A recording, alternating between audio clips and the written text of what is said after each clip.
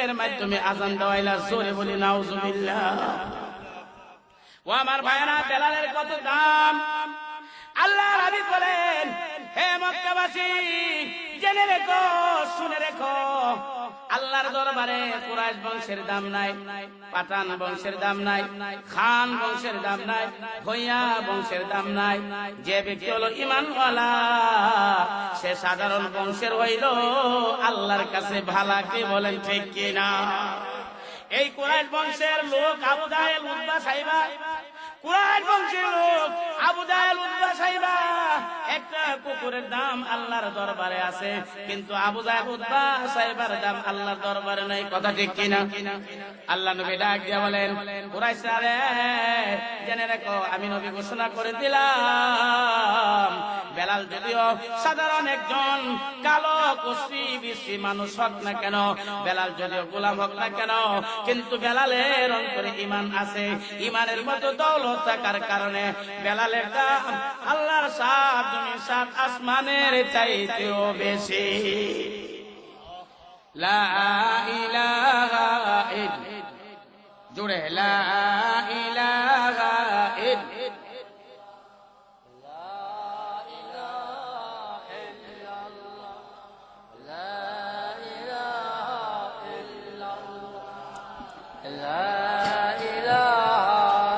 লা ইলাহা ইল্লাল্লাহ, লা,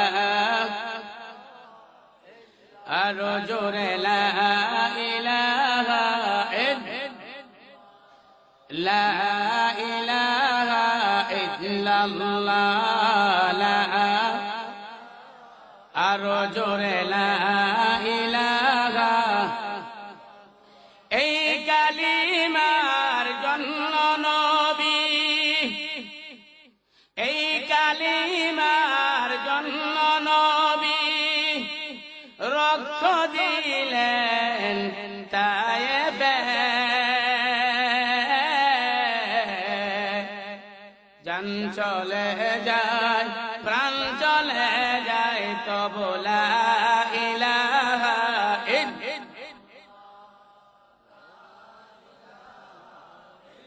আরো জোরে লা ইলাহা ইল্লাল্লাহ, লা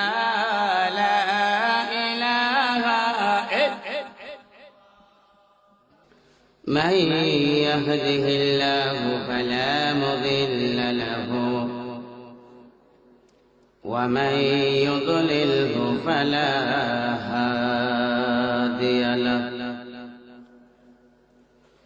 ونشهد أن لا إله إلا الله وحده لا شريك له،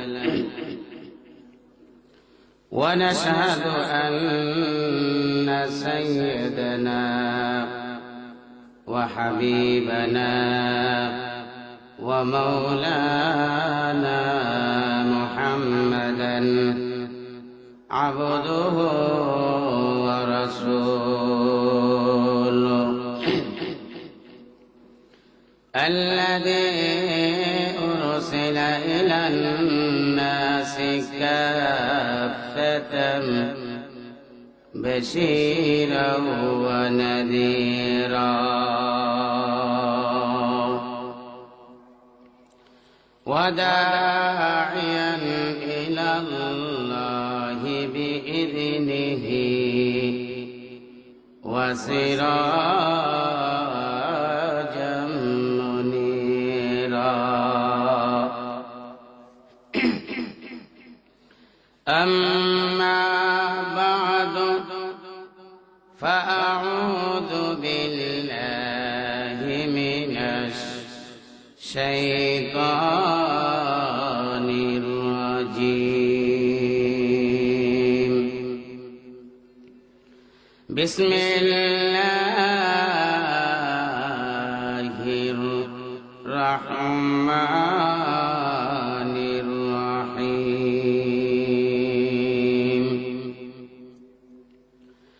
وإنك لعلى خلق عظيم. فستبصر ويبصرون بأيكم المفتون صدق الله مولانا العظيم. قال النبي صلى الله عليه وسلم أنه قال: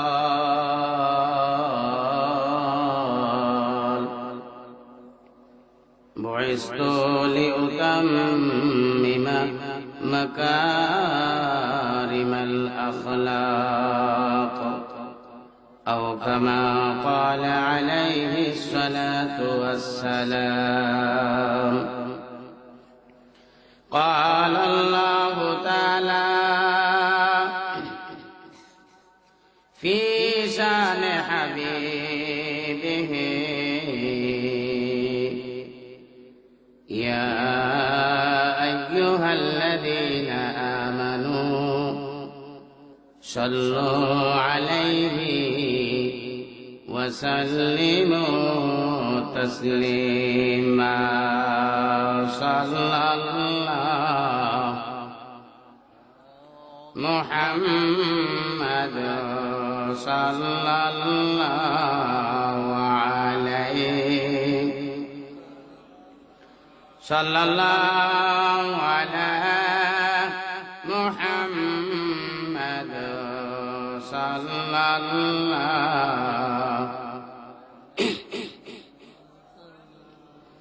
نفسي الفداء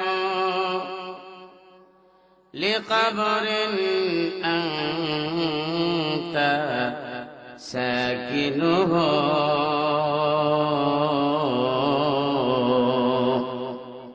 فيه العفاف وفيه الجود والكرم، بلغ العلا بكماله، كشف الدجى بجماله،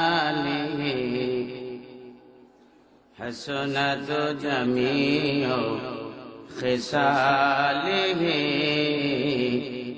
صلوا عليه وآله. هو ہے میرے مسکن حوالے کعبہ،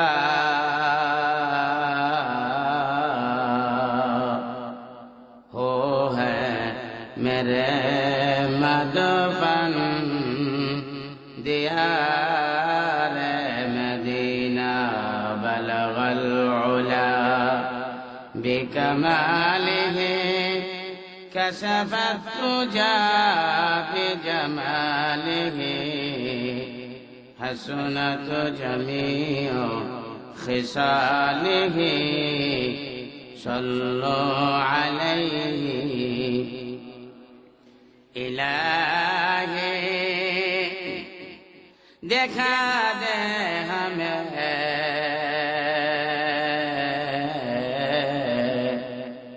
दियार मदीना,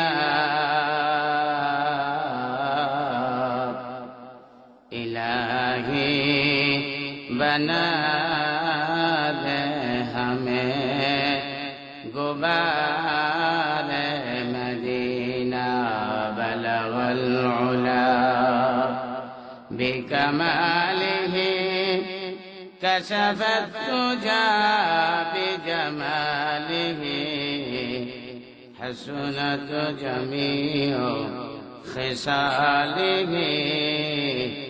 صلوا عليه وآله.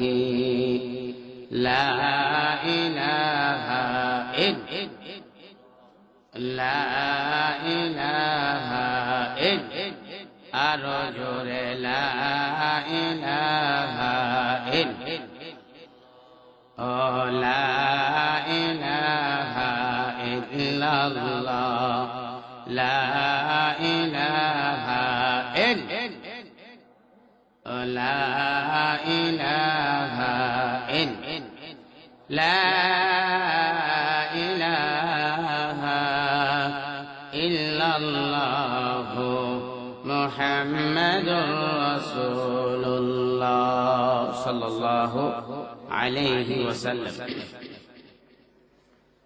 দামাউরা পশ্চিমপাড়া সাদিচর ইসলামী ছাত্র যুব সংগঠনের উদ্যোগে কর্তৃক আয়োজিত 2 দিন ব্যাপী পবিত্র কোরআন তাফসীর মাহফিলের প্রথম দিনে উপস্থিত রয়েছেন চলমান অধিবেশনের সম্মানিত শ্রদ্ধাভাজন সভাপতি, দিগরে মুআজ্জাজ মুকাররম উলামায়ে কেরাম, বিভিন্ন স্থান থেকে আগত আমার ভোরা ভাবারা, যুবক ভাইয়েরা, পর্দানিসীন আমার মা ও বোনেরা, সর্বপ্রথমে মহান রব্বুল আলামিনের দরবারে লাখ কোটি শুকরিয়া জ্ঞাপন করছি, যিনি আমাদেরকে অত্যন্ত দয়া করে মায়া করে আজকের এই সুন্দর ইন্তেজাম করার সুযোগটুকু দান করে কোরআন ও হাদিসের আলোচনা করা এবং শোনার মতো যে তৌফিক দান করেছেন।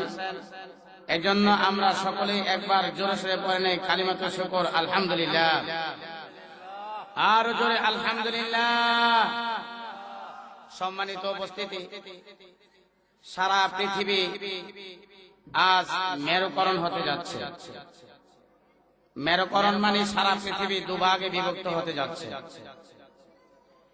একদল তাওহীদের পক্ষে, আরেক দল তাওহীদের বিপক্ষে। কি বলেন ঠিক কিনা? একদল বাতিলের পক্ষে, আরেক দল বাতিলের বিপক্ষে। একদল হকের পক্ষে, আরেক দল হকের বিপক্ষে। কথা ঠিক কিনা? একদল হযরতে ইব্রাহিম আলাইহিস সালাতু ওয়াস সালামের পক্ষে, আরেক দল নমরুদের পক্ষে। একদল ফেরাউনের পক্ষে, আরেক দল মূসার পক্ষে। একদল আবু জাহেলের পক্ষে, আরেক দল মুহাম্মদুর রাসূলুল্লাহর পক্ষে। কি বলেন ঠিক কিনা? আমরা কার পক্ষে থাকতে চাই? আবু জাহেলের পক্ষে নাকি মুহাম্মদুর রাসূলুল্লাহর পক্ষে? আরো জোরে, আবু জাহেলের পক্ষে নাকি নবীদের পক্ষে আমরা থাকতে চাই? আল্লাহ নবীর পক্ষে আমরা থাকতে চাই। আবু জাহেল বর্তমানে পৃথিবীতে নাই, নাকি আছে? আবু জাহেল আছে? আবু জাহেল না থাকলেও আবু জাহেলের ছেলেরা আছে। কথা ঠিক কিনা? আবু জাহেলের দলবল আছে কিনা?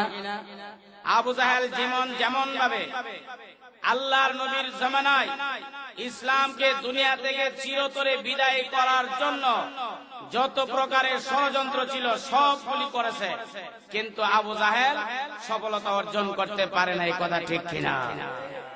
তেমনি ভাবে আমরাও জানিয়ে দিতে চাই, আবু জাহেল নাই, কিন্তু আবু জাহেলের ছেলেরা যারা আছে, আবু জাহেলের দালালরা যারা আছে, আবু জাহেল ইসলামের কোনো ক্ষতি করতে পারে নাই, তোমরাও ইসলামের কোনো ক্ষতি করতে পারবে না, পারবে না, পারবে না। কি বলে ঠিক কিনা? খোদার কসম করে বলতে পারি, যত ষড়যন্ত্রই করো না কেন কিছুটি সম্ভব হবে। আবু জাহেল পরামর্শ করলো আল্লাহ নবীকে কিভাবে দুনিয়া থেকে বিদায় করে দেওয়া যায়। পরামর্শ করছে, সংক্ষেপে আমি বলতেছি, কিভাবে আল্লাহ নবীকে দুনিয়া থেকে বিদায় করে দেওয়া যায়। পরামর্শের মধ্যে বসলো, বলতেছে কে পারবে? সবাই চোখ দাঁড়াই না, কেউ কথা বলে না, কারণ জানে মুহাম্মদ কুরাইশ বংশের, তার বাপ দাদার একটা নাম আছে, এই বংশের বড় বড় লিডার সর্দাররা আছে। কি বলেন ঠিক কিনা? মুহাম্মদকে যদি আমরা আবেগের বশবর্তী হত্যা করে ফেলি, এর প্রতিশোধ তার গোত্রেরা অবশ্যই নিবে। অতঃপর মুহাম্মদকে হত্যা করা আমাদের দ্বারা সম্ভব হবে।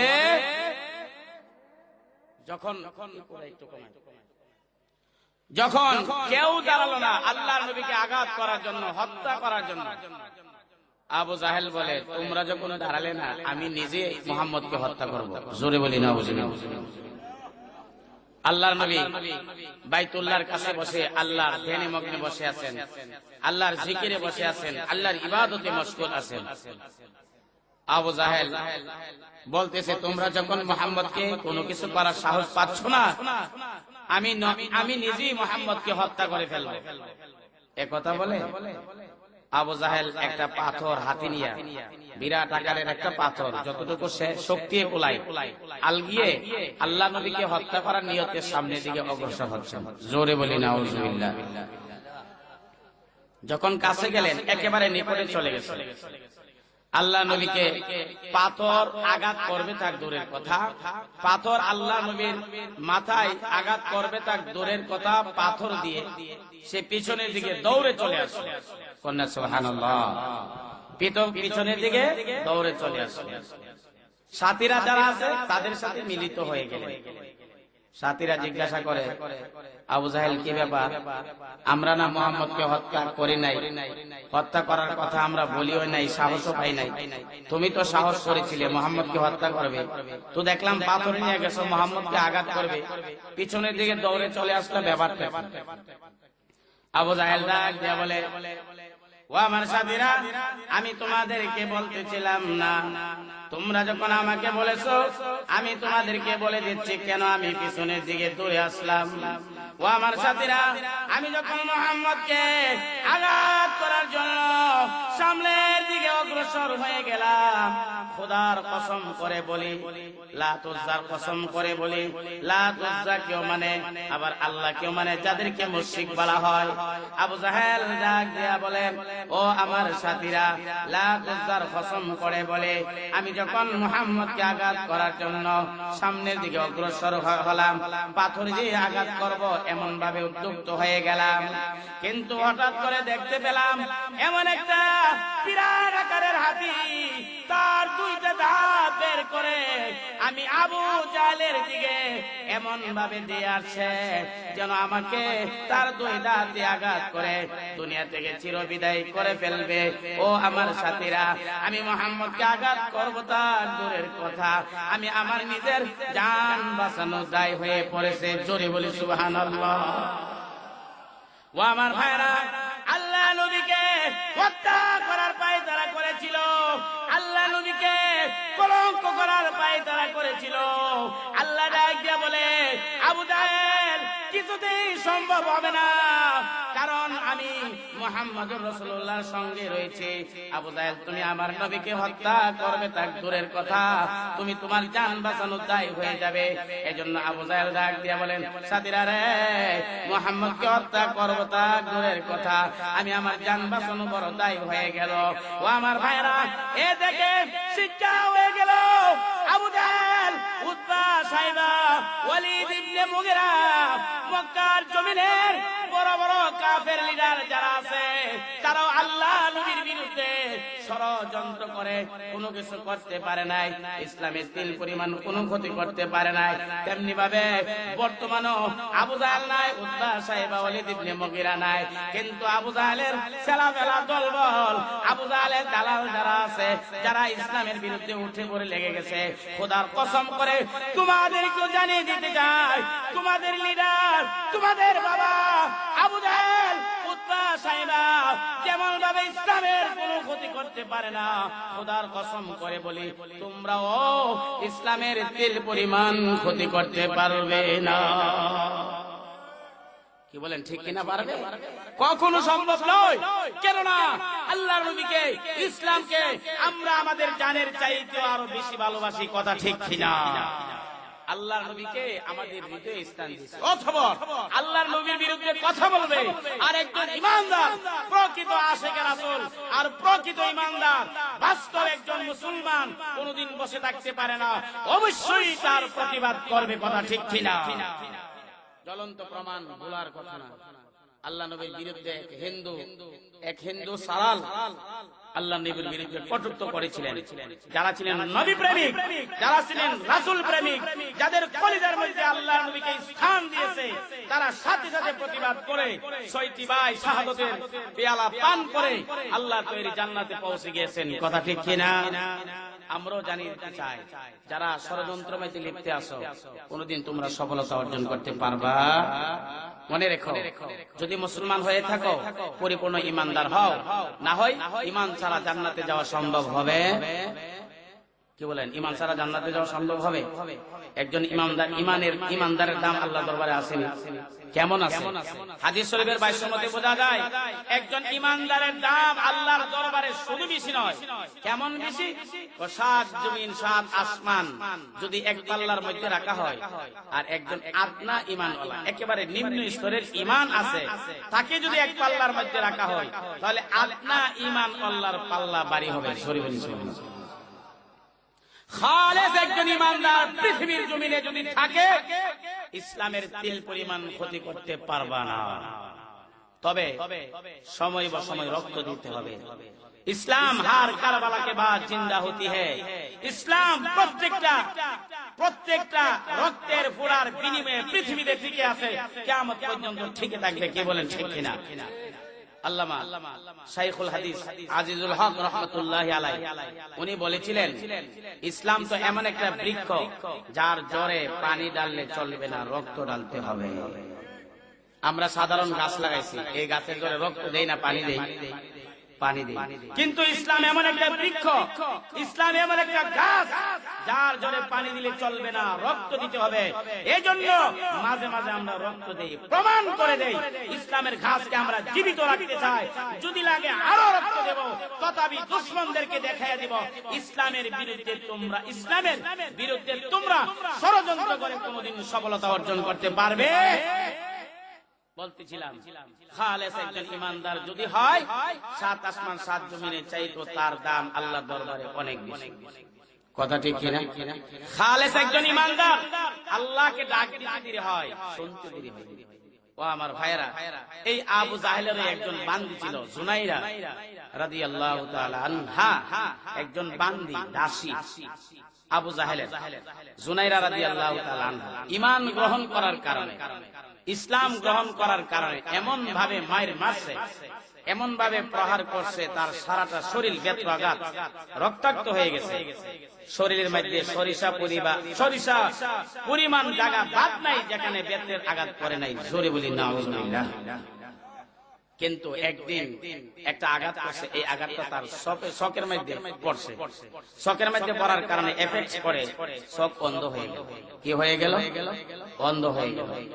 আবু জাহেল কইতেছে, হে জুনাইরা, এখনো সময় আছে, তুমি মুহাম্মদকে ছাড়ো, মুহাম্মদের কালিমা ছাড়ো, মুহাম্মদের ঈমান ছাড়ো, আমার মূর্তিকে মানো। আমার মূর্তিকে না মানার কারণে তোমার চোখ অন্ধ হয়ে গেছে। জোরে বলি নাউজুবিল্লাহ। জুনাইরা রাদিয়াল্লাহু তাআলা আনহা সাধারণ একজন আল্লাহর বান্দি।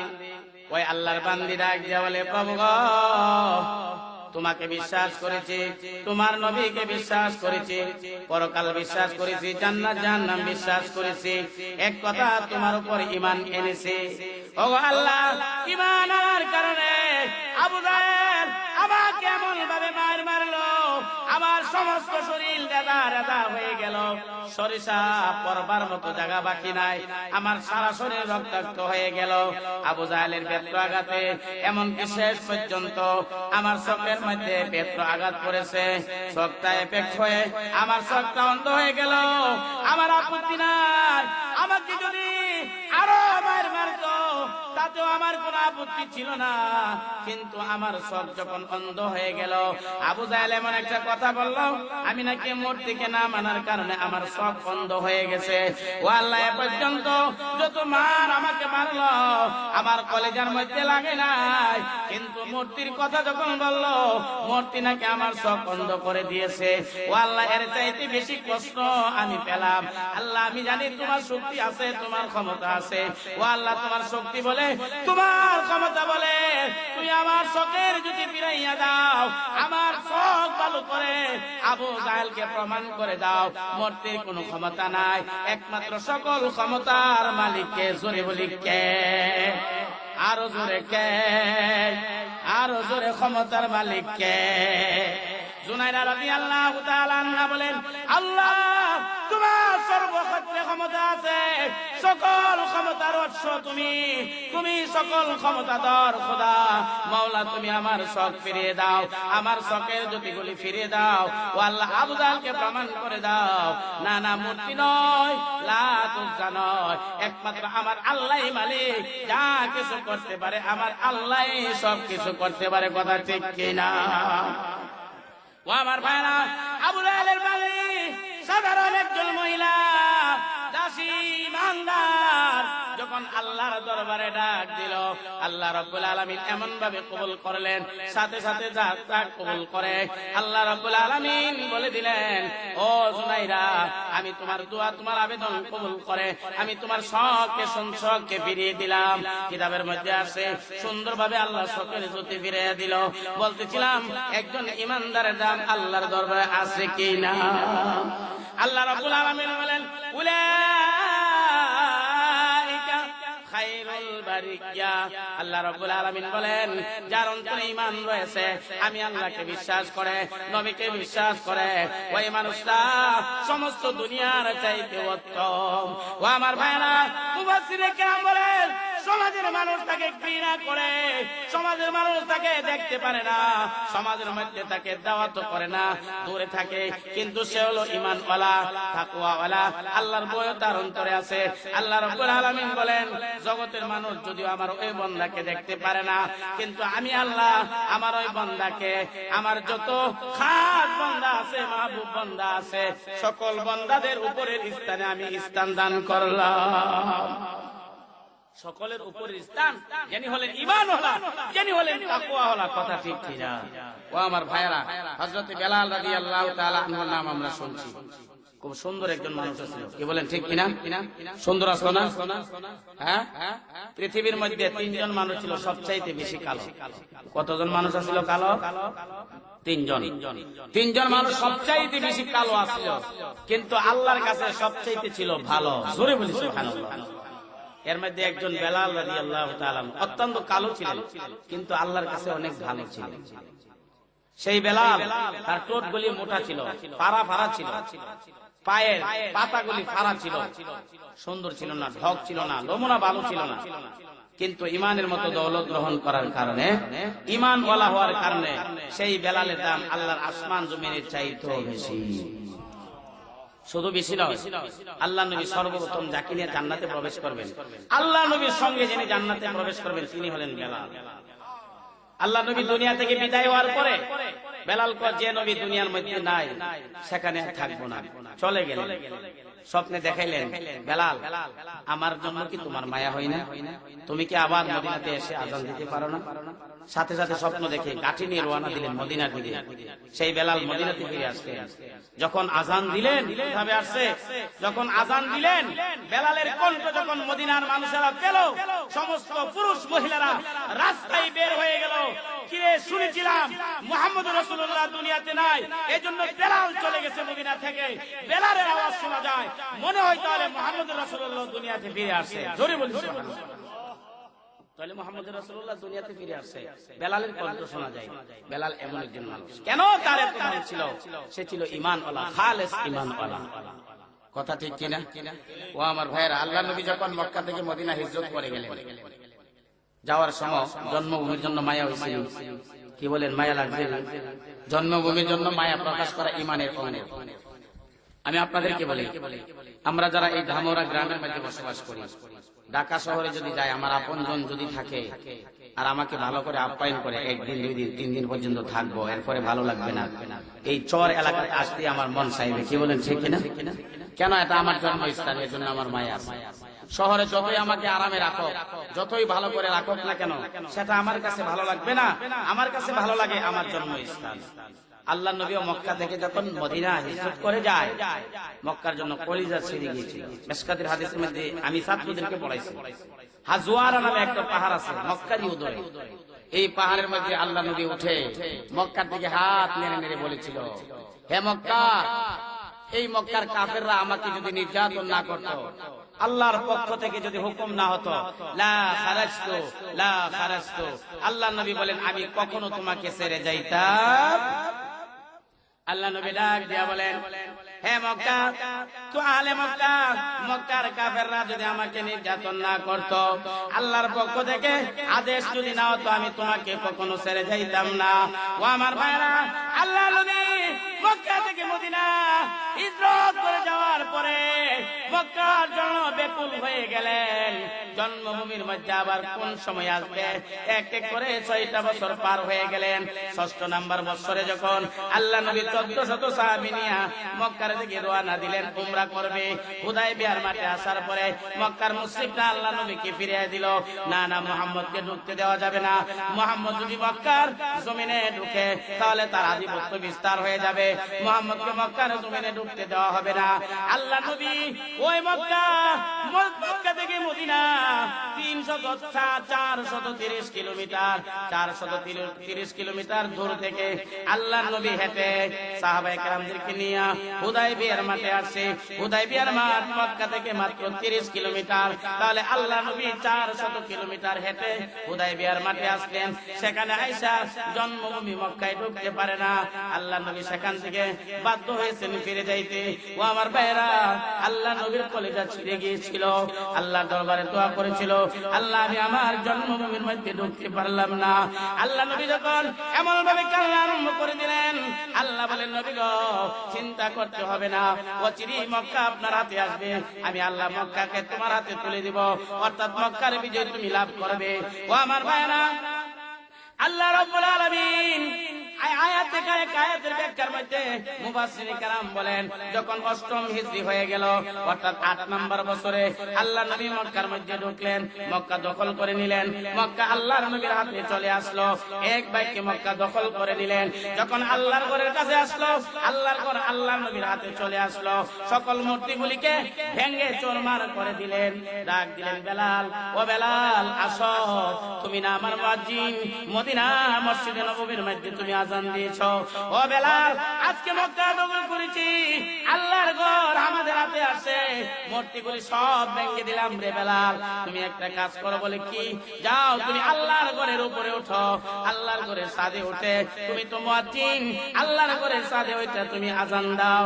ও আমার ভাইরা, হযরত বেলাল রাদিয়াল্লাহু তাআলা আনহু আল্লাহর নবীর কথা মতো আল্লাহর ঘরের উপরে উঠে আযান আরম্ভ করে দিলেন।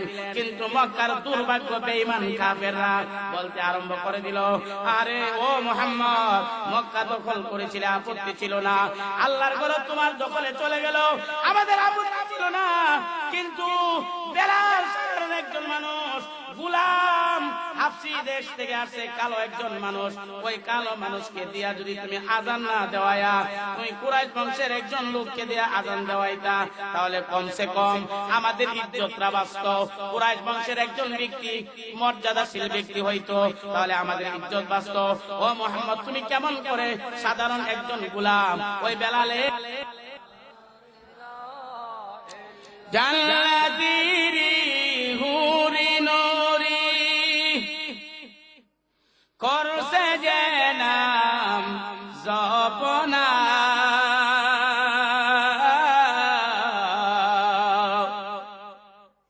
জান্নাতীর হুরি নূরি করছে যে নাম সাধনা, সম্বেদারে ওলিলা ওই করছে যে নাম জপনা, আরো জোরে লা ইলাহা,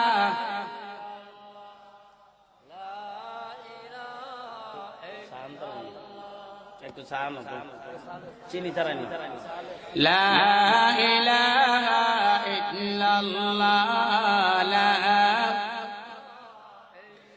লা ইলাহা ইল্লাল্লাহু মুহাম্মাদুর রাসূলুল্লাহ সাল্লাল্লাহু আলাইহি ওয়াসাল্লাম।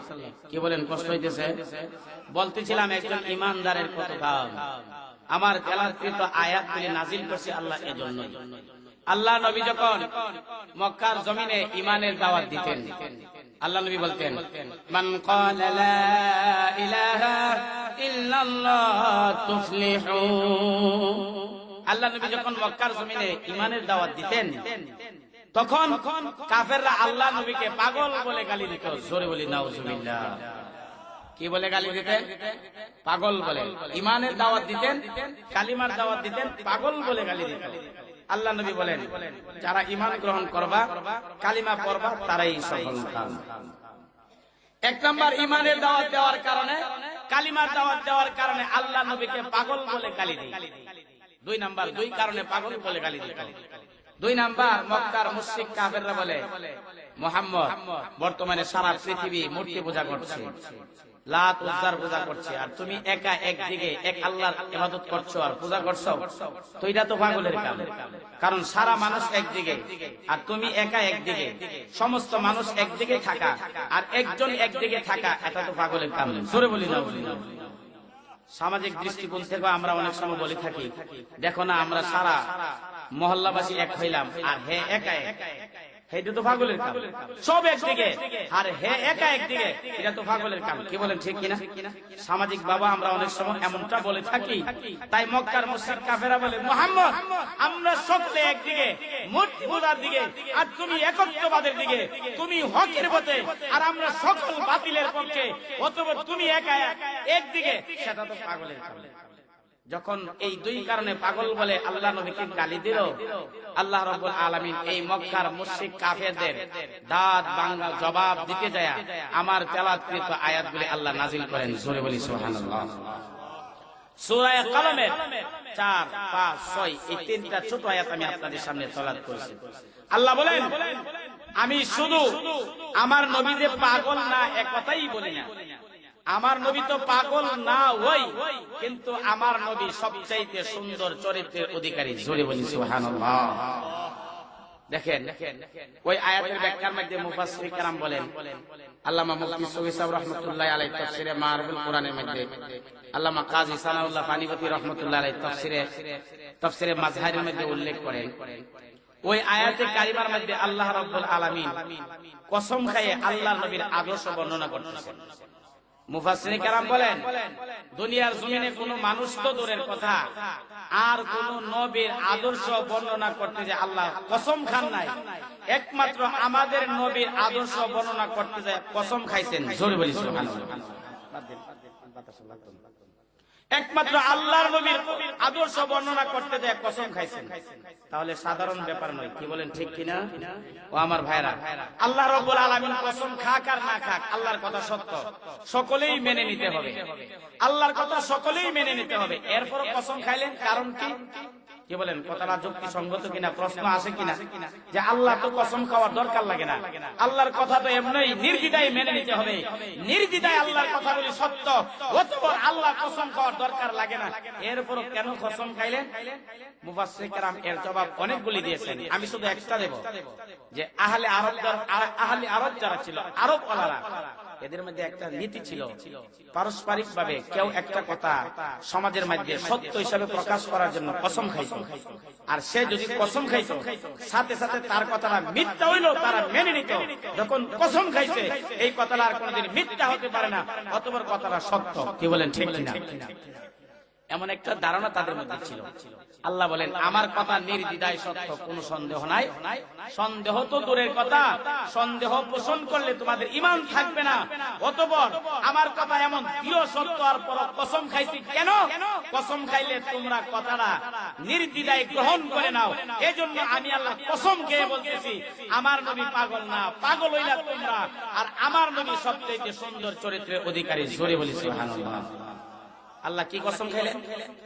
নুন ওয়াল কলামি ওয়া মা ইয়াসতুরুন মা আনতা বিনি'মাতি বিরাব্বিকা মাজনুন ওয়া ইন্না লাকা লাআজরান গায়রা মামনুন ওয়া ইন্নাকা লাআলা খুলুকিন আযীম। আল্লাহ রাব্বুল আলামিন বলেন, দুনিয়ার কোন মানুষ তো দূরের কথা, কোন নবীর চরিত্র বর্ণনা করতে যাইয়া আমি আল্লাহ কসম খাই নাই, একমাত্র আমার নবীর চরিত্র বর্ণনা করতে যাইয়া আমি আল্লাহ কসম খেয়েছি। আমি আল্লাহ কলমের কসম খাইলাম। সূরা কলমের মধ্যে আল্লাহ বলেন আমি আল্লাহ কলমের কসম খাইলাম এবং কলম যা লেখছে তারও কসম খাইলাম।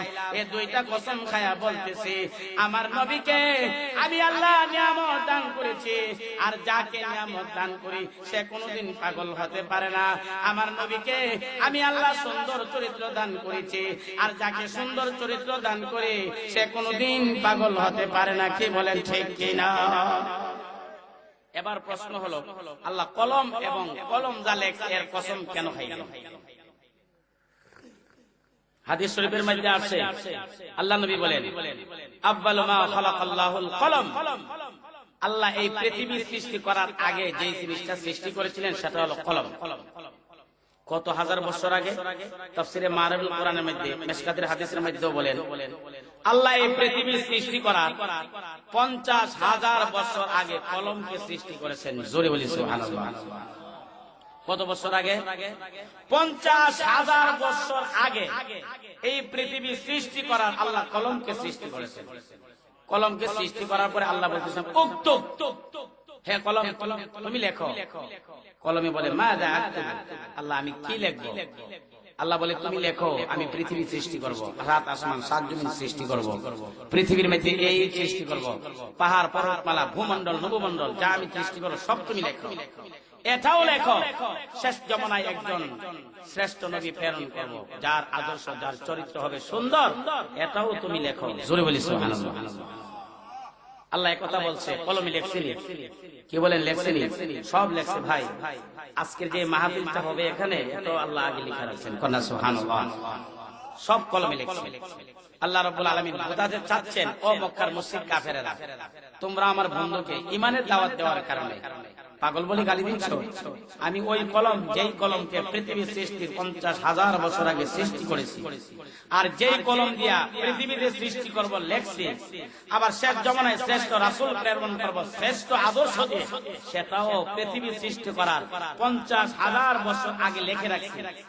ওই কলম আর কলম যা লেখছে তার কসম খেয়ে বললাম তোমরা ইতিহাস টান দিয়া লেখো, কলম আগেই লিখে রাখছে আমার নবী হবে শ্রেষ্ঠ নবী, শ্রেষ্ঠ আদর্শওয়ালা। আমার নবী হবে আমি আল্লাহর পক্ষ থেকে নিয়ামত প্রাপ্ত নবী, অতঃপর যিনি হবে আমার পক্ষ থেকে নিয়ামত। নিয়ামতের ব্যাখ্যা দিয়েছেন মুফাসসিরিন کرام নবুয়ত অর্থাৎ নবী রাসূল হবে, আর যিনি হবে রাসূল, যিনি হবে নবী, আর যিনি হবে সুন্দর আদর্শওয়ালা, সে কোনোদিন পাগল হতে পারে না। জোরে বলি সুবহানাল্লাহ। কথা বুঝে আসছে কিনা? তারা দুই কারণে আল্লাহ নবীকে পাগল বলে গালি দিত। আল্লাহ দুইটা নিয়ামত দিয়া বলছে এই দুই নিয়ামত যার কাছে থাকে সে কোনোদিন পাগল হতে পারে। নুন ওয়াল কলামি ওয়া মা ইয়াসতুরুন মা আনতা বিনি'মাতি রাব্বিকা বিমাজনুন। আল্লাহ ডাক দিয়া বলেন ও মক্কাবাসীরা, তোমরা আমার বন্ধুকে পাগল বলে গালি দিয়েছো। না না না, আমি আল্লাহ কসম খেয়ে বললাম, কলমের কসম খেয়ে বললাম, আর কলম যা লেখছে তার কসম খেয়ে বললাম। ও মক্কার মুশরিক কাফেরেরা, ইতিহাস দেখো, আমি আল্লাহর কোরআন বিশ্লেষণ করে দেখো, তোমরা পিছনের দিকে থাকাও। আমি আল্লাহ পৃথিবী সৃষ্টি করার 50,000 বছর আগে কলম সৃষ্টি করেছি, আর ওই কলমকে নির্দেশ দিয়েছিলাম কলম তুমি লিখতে থাকো। কলম বলেছিল কে লিখবো? আমি আল্লাহ বলেছিলাম পৃথিবী সৃষ্টি করব, লিখবো সবগুলি যা আমি আল্লাহ সৃষ্টি করব তুমি লেখো। শেষে বলেছিলাম শ্রেষ্ঠ শেষ জামানায় শ্রেষ্ঠ একজন নবী প্রেরণ করব, শ্রেষ্ঠ আদর্শ দিয়ে আমি প্রেরণ করব, নবুয়ত দিয়ে প্রেরণ করব, রাসূল বানাইব, নবী বানাইব, শ্রেষ্ঠ আখলাক দান করব। ও মক্কার মুশরিক কাফেরেরা, আমি আল্লাহ ওই কলম আর কলম যা লেখছে তার পিছনের দিকে তাকায়া দেখো, তার কসম খেয়ে বলতেছি যাকে আমি আল্লাহ নবুয়ত দান করব, রাসূল বানাইব, এত বড় নিয়ামত প্রাপ্ত হবে। এত বড় নিয়ামত পাওয়ার পরে সে কোনোদিন পাগল হতে পারে না। কি বলেন ঠিক কিনা? ও আমার ভাইরা, আল্লাহ রাব্বুল আলামিন বলেন পাগল বলে গালি দিও না, কারণ আমার নবী পাগল নয়। আর নবীকে বলছেন, নবী আপনি আপনার কাজ চালিয়ে যান, কে দাওয়াত গ্রহণ করবে না না করবে প্রক্ষোভ করবেন না। আপনাকে পাগল বলে গালি দিল না না দিল প্রক্ষোভ করার কোনো দরকার নাই। তারা হলো হতভাগা, তারা মানুষ হয়েও আপনাকে চিনতে পারে নাই। আল্লাহ রাব্বুল আলামিন বলেন, ও আমার হাবিব, আপনি যখন জন্মগ্রহণ করেছিলেন, যদিও মক্কার মুশরিক কাফেররা আপনাকে চিনতে পারে নাই, আমি আল্লাহ সমস্ত মাখলুকাত আপনাকে চিনেছে, আপনার কদমে সিজদাও করেছে। জোরে বলি সুবহানাল্লাহ। ও আমার ভাইরা, আল্লাহ নবী যখন জন্মগ্রহণ করলেন, জন্মগ্রহণ করার সাথে সাথে পৃথিবীর সমস্ত মাখলুকাতেরা আল্লাহর দরবারে আবেদন করলো, ও আল্লাহ, শ্রেষ্ঠ রাসূল পৃথিবীতে প্রেরণ করেছেন, ওই শ্রেষ্ঠ রাসূলকে আমরা একটু দেখতে চাই। জিবরাইল আলাইহিস সালাতু ওয়াস সালাম तमाम পৃথিবী মুহূর্তের মধ্যে ঘুরায়া সমস্ত মাখলুকাতকে দেখালো, আর সমস্ত মাখলুকাতরা আল্লাহ নবীকে সালাম দিতে লাগলেন এবং সিজদাও করতে লাগলেন। অতঃপর আল্লাহ ডাক দিয়ে বলেন, নবী পেরেশান হওয়ার কোনো কারণ নাই, তারা হলো হতভাগা, তারা দুর্ভাগা, যারা আপনাকে চিনতে পারে নাই, আপনার কালিমা গ্রহণ করতে পারে নাই। ওই মক্কার মুশরিক কাফেররা হতভাগা, দুর্ভাগা, তারা আপনাকে চিনতে পারে নাই। আমি আল্লাহর সমস্ত মাখলুকাত যা আমি সৃষ্টি করেছি তা আপনাকে চিনতে পেরেছে, বনের পশুরাও আপনাকে চিনতে পেরেছে। কথা ঠিক কিনা? বনের জঙ্গলের পশু যারা ছিল তারাও আল্লাহর নবীকে চিনতে পেরেছে, কিন্তু মানুষ হয়ে চিনতে পারে নাই।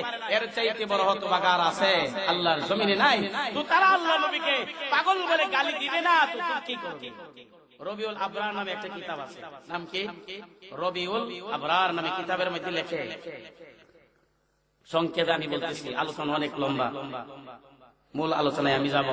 ওই কিতাবের মধ্যে লেখে, আব্দুল মুতালিব আল্লাহ নবীর দাদা, আল্লাহ নবীর বয়স যখন 8 প্লাস 8 এর উপরে চলতেছে, উনি অনুভব করলেন যে আমি আর বাঁচবো না, মরে যাব। তো আবু তালেব আল্লাহ নবীর চাচা দাইখা বললেন, আবু তালেব তুমি আমার ছেলে, সে আমার নাতি, এতিম, দুনিয়াতে আসার আগে বাবা মারা গেল, 6 বছর বয়সে মা মারা গেল, মনে হয় আমিও দুনিয়া থেকে চলে যাব। আমার এই নাতিকে তোমার কাছে সঁপে গেলাম, সাবধান, তিল পরিমাণ কষ্ট যেন না পাই, তোমার হাতে দিয়ে গেলাম। আবু তালেব বুঝতে পাইল, বাতিজারে বাড়িতে নিল, নিয়া বাতিজারে ঘুম পাড়াইল। বাতিজা তুমি আছো, একটু ঘুমাও।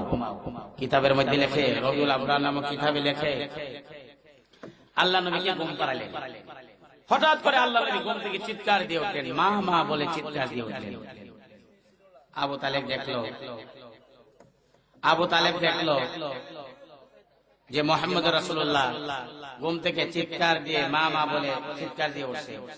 মনে হয় স্বপ্নে যুগে মারে দেখছে, কারণ 6 বছর বয়সে মাকে হারালো, মার মায়া তার ভিতরে উতলে উঠেছে, স্বপ্নে মনে দেখছে, যার কারণে মা মা বলে চিৎকার দিয়ে উঠলেন। যখন পেরেশানি ভাব দেখলেন মুহাম্মদ রাসূলুল্লাহর চেহারায়, তখন আবু তালেব বলল, ভাতিজা তুমি একটা কাজ করো। বলে কি? মক্কার গলিতে গলিতে একটু ঘুরে আসো। এর উদ্দেশ্য হলো, এটা মনে হয় জি না না যাই হোক, বলতেছিলাম যে তুমি একটু মদিনার গলিতে আর মক্কার গলিতে গলিতে ঘুরে আসো, কারণ অনেক সময় দেখা যায় মন খারাপ থাকলে একটু ঘোরাফেরা করে আসলে মনটা হালকা হয়। কি বলেন, ঠিক কিনা? আল্লাহ নবী হাঁটতে গেলেন। ও আমার ভাইরা, রবিউল আবরার নামক কিতাবে লেখে, আল্লাহ নবী যখন মক্কার গলিতে বের হয়ে গেলেন, হাঁটতে হাঁটতে হাঁটতে হাঁটতে এমন এক জায়গার মধ্যে গেলেন যেখানে রাখালরা উট আর ছাগল রাখতেছে। আল্লাহ নবী যখন সেখানে গেলেন, যাওয়ার পরে আল্লাহ নবীকে দেখে, তখন 8 বছর বয়স। কি বলে, নবী হইছে, রাসূল হইছে মাত্র 8 বছর বয়স। ওই রাস্তা দিয়ে যখন যাইতেছে, উট আর ছাগলেরা আল্লাহ নবীকে দেখে চেহারার দিকে হা করে তাকায় আছে, গাছের মধ্যে মুখ দিয়ে। আর আস্তে করে সুবহানাল্লাহ, আরো জোরে, আরো জোরে, আরো জোরে হা করেছে। রাখাল রাখো, কি ব্যাপার? হা করে চাইছে।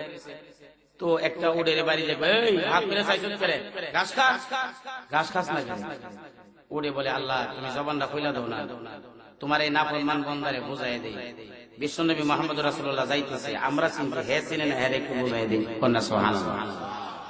কাদেরে কুদরত দারে হর সে খাহি আকুনি, কাদের কুদরত দারে হর সে খাহি আকুনি, মুর্দারা তো জানে বক্সে জিন্দারা বেজাকুনি মুর্দারা তো জানে বক্সে জিন্দারা বেজাকুনি কি বলেন ঠিক কিনা ও আমার ভাইরা আমার আল্লাহ তো এমন শক্তি রাখে মৃত্যুকে জীবিত করতে পারেন আর জীবনকেও মৃত্যু দিতে পারেন ওটকেও কথা বলার শক্তি দিতে পারে ও ডাক দেয়া বলে ও আল্লাহর বান্দা তুমি নাফরমান তুমি দেখো না বিশ্বনবী মুহাম্মদুর রাসূলুল্লাহ যিনাকে আল্লাহ বিশ্বনবী হিসাবে জগতে প্রেরণ করবে আমাদেরকে বহু আগেই জানিয়ে দিয়েছেন শ্রেষ্ঠ নবী হিসাবে মুহাম্মদুর রাসূলুল্লাহকে দুনিয়ার মধ্যে প্রেরণ করবে ও আল্লাহর বান্দা নাফরমান বান্দা তোমাকে জানিয়ে দিতে চাই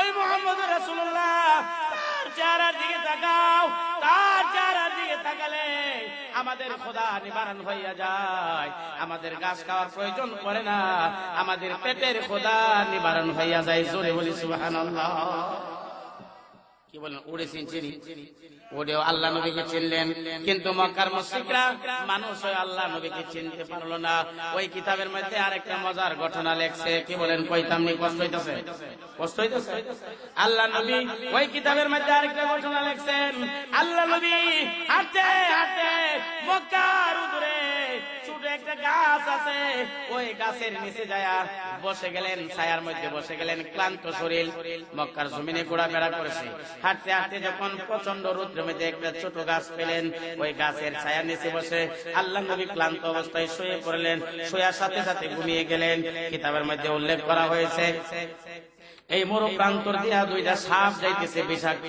সাপ দুইটা সাপ যাইতেছে যাইতে যাইতে যখন আল্লাহ নবীর কাছে গেছে ওই সাপগুলো আল্লাহ নবীর চেহারা দেখে চিনতে পেরেছেন তিনি হবেন বিশ্ব নবী মুহাম্মদুর রাসূলুল্লাহ সাপও চিনতে পেরেছেন তিনি হবেন বিশ্ব নবী মুহাম্মদুর রাসূলুল্লাহ তো দুই সাপ একজন আরেকজনের কথা কয় কই তুই তো দেখা যাবে বিশ্বনবী আল্লাহ যে আমাদেরকে বলছেন যে চেহারা হবে যে নমুনা হবে সকল নমুনা তো তার মধ্যে পাওয়া যায় অতঃপর তিনি বিশ্বনবী কোনো সন্দেহ তো বিশ্বনবীর যখন পাই গেলাম আর কোন সময় পাই না পাই ঠিক নাই চলো একটা কাজ করি বলে কি বিশ্বনবীর একটু খেদমত করি জোরে বলি সুবহানাল্লাহ কি খেদমত করা যায় দুই সাথে পরামর্শ রবিউল আবরার নামক কিতাবের মধ্যে লেখে দুই সাথে পরামর্শ করে একটা তুই দেখোস না যে বিশ্বনবী এই যে গাছের নিচে ঘুমাইছে ছায়া গাছের ফাঁকে যাচ্ছে রোদ্র চেহারা মধ্যে লাগছে গামে গেছে তুমি একটা কাজ করো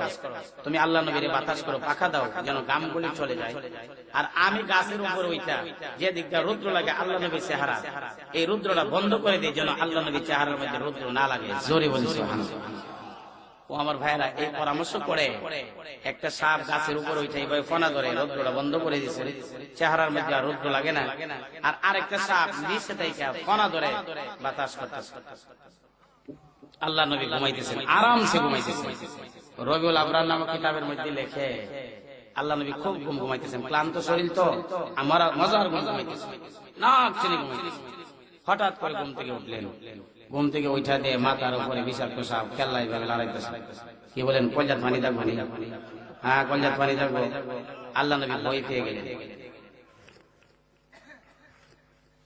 মনে মনে দুনিয়াতে আসার আগে বাপ মরে গেল 6 বছর বয়সে মা হারাইলাম 8 বছর বয়সে দাদা হারাইলাম মনে হয় আমিও দুনিয়াতে থাকবো না এবার শেষ এবার কি বিষাক্ত সাপের হাত থেকে বাঁচতে পারে না যেভাবে একটা বাপ দিয়েছে ফানু সাপ কি করে দেখেন না ফানু সাপ এই সাপ আল্লাহর কাছে আবেদন করে আল্লাহ তোমার বিশ্ব নবী শ্রেষ্ঠ আদর্শ আল্লাহ নবী এই নবী বাপ দিয়েছে আমি সবল মারবো আল্লাহ তুমি আমার জবান খুলবা না আমি বুঝাই দেই সবল দিতাম না খেদমত করতে আসি জোরে বলি সুবহানাল্লাহ ও আমার ভাইয়েরা রবিউল আবরার নামক কিতাবের মধ্যে লেখে সাপের জবান আল্লাহ খুলে দিলেন এক বর্ণনা থেকে সাপের জবান খোলা লাগে না আল্লাহ নবী সকল মাখলুকাতের ভাষাও বুঝতে সাপের ভাষা দিয়া বলতেছে নবী গো চিন্তা করার কোনো কারণ নাই আপনাকে সবল মারবো না সবল মারার জন্য আসি নাই ও আল্লাহ নবী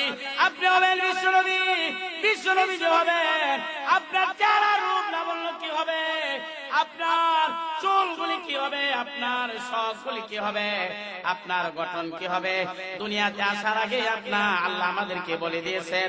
সবগুলি নমুনা আপনার মধ্যে পেয়েছি। অতবার আপনি যিনি বিশ্ব নবী হবে এর মধ্যে তিল পরিমাণ কোনো সন্দেহ নাই। ওগো আল্লাহ নবী, চিন্তার কোনো কারণ নাই। আপনাকে সবল দিতে আসি নাই, আপনাকে পাওয়ার পরে আমরা আমাদেরকে ধন্য মনে করেছি, আর আপনার একটু খেদমত করে আরো ধন্য হওয়ার চেষ্টা করেছি। ওগো আল্লাহ নবী, খোদার কসম করে বলে আপনাকে আঘাত করবো তা দূরের কথা, আপনার খেদমত করে আল্লাহর দরবারে ধন্য হওয়ার চেষ্টা করেছি। আমরা যেন বলতে পারি আল্লাহ তোমার বিশ্ব নবী শ্রেষ্ঠ চরিত্র আল্লাহ নবীর খেদমত করেছিলাম। জোরে বলি সুবহানাল্লাহ। আল্লাহ রাব্বুল আলামিন একেবারে নবী চিন্তা করার কোনো কারণ নাই, দাওয়াতের কাজ চালিয়ে যান। কে গ্রহণ করলো আর না করলো সেটা দেখার ব্যাপার নয়, কে মানলো আর না মানলো সেটা দেখার ব্যাপার নয়। আপনি কিন্তু আপনার সওয়াব পেয়ে যাবেন। ওয়া ইন্না লাকা লাআজরান গায়রা মামনুন। আল্লাহ বলেন, ও আমার নবী, কালিমা দাওয়াত চালিয়ে যান।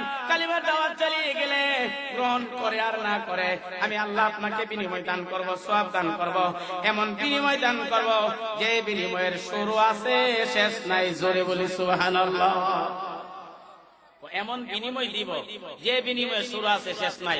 ওই আয়াত থেকে মুফাসসিরিন কেরাম বলেন, আজও কিয়ামত পর্যন্ত যারা আনেওয়ালা উম্মত, যারা কালিমার দাওয়াত নিয়ে মানুষের দুয়ারে দুয়ারে ঘুরবে, কালিমার দাওয়াত নিয়ে গ্রামে গ্রামে ঘুরবে, কালিমার দাওয়াত নিয়ে থানায় থানায় ঘুরবে, কালিমার দাওয়াত নিয়ে দেশে দেশে ঘুরবে, আল্লাহ মুফাসসিরিন কেরাম বলেন আল্লাহর নবীর ব্যাপারে আল্লাহ যেমন ভাবে ঘোষণা করেছেন, অজস্র বিনিময় তোমাকে দান করব। আনেওয়ালা উম্মত কিয়ামত পর্যন্ত যদি এই কালিমাওয়ালা দাওয়াত, এই কালিমার গাছটি নিয়ে ঘুরে মানুষকে কালিমার দাওয়াত দেয়, মানুষ শুনুক না শুনুক, গ্রহণ করুক আর না করুক, তাকে আল্লাহ অজস্র বিনিময় দান করবেন। জোরে বলি সুবহানাল্লাহ। কি বলেন, তাবলীগের কাজ করতে রাজি আছেনি? উলামায়ে কেরামকে দইরা না চাইরা, উলামায়ে কেরামকে দইরা না চাইরা একটা গ্রুপ কিন্তু বের হয়ে গেছে উলামায়ে কেরামকে চাইরা। সাধারণ এক চিল্লা আর দুই চিল্লা তিন চিল্লা দিয়া এরা মনে করে আলেমের চাইতে আমরা বড় হয়ে গেছি। জোরে বলি নাউজুবিল্লাহ। ও আমার ভাইরা, আমি আপনাদেরকে বলতে চাই, তুমি যত বড়ই হোক না কেন, এই তিন চিল্লা আর চার চিল্লা এক সাল লাগায়া আলেমের পায়ের ধুলির সমান হইবা না। কি বলেন, আলেমের পায়ের ধুলির সমান হইবা তুমি? আল্লাহ নবী নিজে ঘোষণা করেছেন, ইন্নাল উলামা ওয়ারাসাতুল আমবিয়া। উলামায়ে কেরাম নবীর হয়, অতঃপর উলামায়ে কেরামদেরকে মেরে তাবলীগের কাজ করো, ইনশাআল্লাহ এর মধ্যে বরকত হবে। আর এই তাবলীগই তোমাকে আল্লাহ তৈরি জান্নাতে পৌঁছায় দিবে। কি বলেন, ঠিক কিনা? এজন্য আমরা তাবলীগ করব, উলামায়ে কেরামের ছত্রছায়ায় করব। এবারে বিশ্ব ইজতেমা কত তারিখে জানেন? বলেন তো দেখি, কত তারিখে? 10, 11, 12 জানুয়ারি। 10, 11, 12 জানুয়ারি। কাকা আমি একটু পরে ফোন করব, বলেন না। 10, 11, 12 জানুয়ারি ইনশাআল্লাহ যাওয়ার নিয়ত আছে তো। যাই হোক, আল্লাহ বলেন যেমন ভাবে আমার হাবিবের বেলা বলা হয়েছে, ওয়া ইন্না লাকা লাআজরান গায়রা মামনুন। আল্লাহ বলেন, নবী আপনাকে অজস্র বরকত দান করা হবে, অজস্র নিয়ামত দান করা হবে, অজস্র বিনিময় দান করা হবে। আল্লাহ বলেন, এক নাম্বার নিয়ামত আমি আমার নবীকে দান করেছি, সেটা হলো নবুয়ত এবং রিসালাত। আর নবুয়ত রিসালাত যাকে দান করে সে কোনোদিন পাগল হতে পারে না। দ্বিতীয় নাম্বার হলো ওয়া ইন্নাকা লাআলা খুলুকিন আযীম। আল্লাহ বলেন, আমার নবীকে আমি খুলুকে আযীম দান করেছি। খুলুকে আযীমের ব্যাখ্যা দিয়ে আমি আমার আলোচনা শেষ করার চেষ্টা করব ইনশাআল্লাহ। খুলুকে আযীম দান করেছি, আর খুলুকে আযীম যাকে দান করি সে কোনোদিন পাগল হতে পারে। খুলুকে আযীম, খুলুক শব্দ হইল আরবি শব্দ, এর বাংলা হইল চরিত্র, আদব, অভ্যাস। আর আযীম মানে বড়, মানে সুন্দর। খুলুকে আযীম মানে অনুপম চরিত্র আমি আল্লাহ আমার নবীকে দান করেছি। মুফাসসিরিন কেরাম এই খুলুককে 3 ভাগে বিভক্ত করেছেন। বলেন কয় ভাগে বিভক্ত করেছেন? 3 ভাগে। অর্থাৎ চরিত্র 3 প্রকার। সোজা কথা, চরিত্র 3 প্রকার। সহজে সংক্ষেপে আমি বলতেছি। নুরুল আনোয়ার কিতাবের মধ্যে উল্লেখ করা হয়েছে, হুসামি নামে একটা কিতাব আছে, সেখানে উল্লেখ করছেন খুলুক হলো 3 প্রকার। 3 প্রকার মানে এক প্রকার হলো চরিত্র বলা হয়, কেউ আমাকে আঘাত করছে, আমিও ফালতু আঘাত করলাম, অর্থাৎ হে আমার একটা ঘুষি দিছে, আমিও বরাবর নাক বরাবর একটা ঘুষি দিলাম।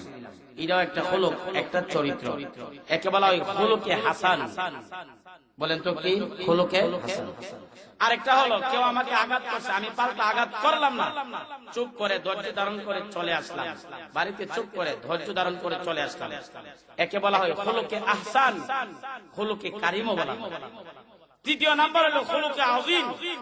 খুলুকে আযীম বলা হয় কেউ আমাকে আঘাত করছে, আমি পাল্টা আঘাতও করলাম না, আমি চুপ করে বাড়িতেও চলে আসলাম না, বরং যে আমাকে আঘাত করছে তাকে আমি বললাম, ভাই তুমি আমাকে আঘাত করছো, আমি ব্যথা পাইছি, আপত্তি নাই, তুমি তোমার হাতে ব্যথা পাইছো কিনা বলো, যদি ব্যথা পেয়ে থাকো তোমার হাতটা দেও, আমি মাইজা তোমার ব্যথাটা দূর করে দেই। জোরে বলি সুবহানাল্লাহ। তাহলে শেষ নাম্বার, তৃতীয় নাম্বার খুলুকে আযীম। এই খুলুকে আযীম আল্লাহ রাব্বুল আলামিন আমাদের নবীকে দান করেছিলেন। অতঃপর আমাদের নবী কাউকে গালি দিবে তার দূরের কথা, কাউকে আঘাত দিবে তার দূরের কথা, কোনোদিন কাউকে টাচও করে নাই। কি বলেন ঠিক কিনা? এই খুলুকে হাসান আল্লাহ দান করেছিলেন হযরত মুসা আলাইহিস সালাতু ওয়াস সালামকে, আর খুলুকে হাসান অর্থাৎ খুলুকে কারীম দান করেছিলেন হযরত ঈসা আলাইহিস সালাতু ওয়াস সালামকে, আর খুলুকে আযীম আল্লাহ দান করেছেন আমাদের পয়গম্বর। একাধিক সিরতের ঘটনা দ্বারা প্রমাণ পেয়ে যায় আমাদের নবী খুলুকে আযীম আল্লাহ ছিলেন। একটা ঘটনা আমি আপনাদের সামনে তুলে ধরছি, আয়াতের তাফসীর না, সিরতের একটা ঘটনা।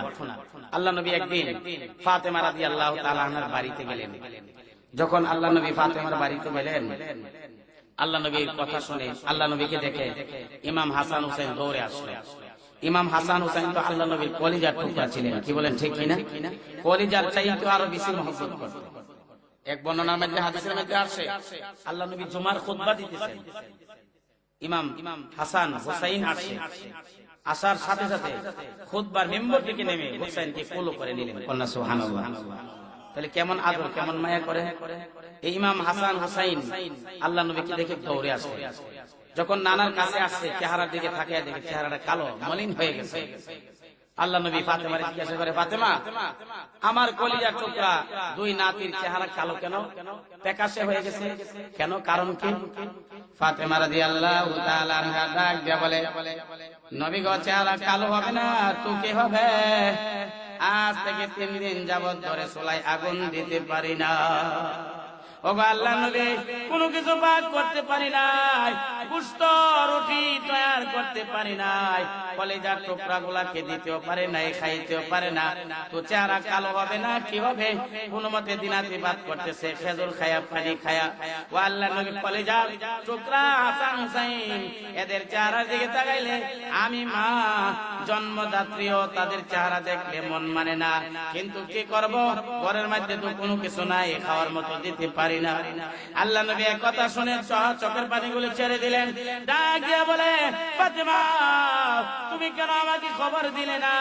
ও ফাতেমা, আমার কলিজার টুকরা ইমাম হাসান হুসাইন কষ্ট করবে, আর আমি নবী বেঁচে থাকবো, কোনোদিন হতে পারে না, কোনোদিন হতে পারে না। ও ফাতেমা, তুমি আমাকে কেন বললা না?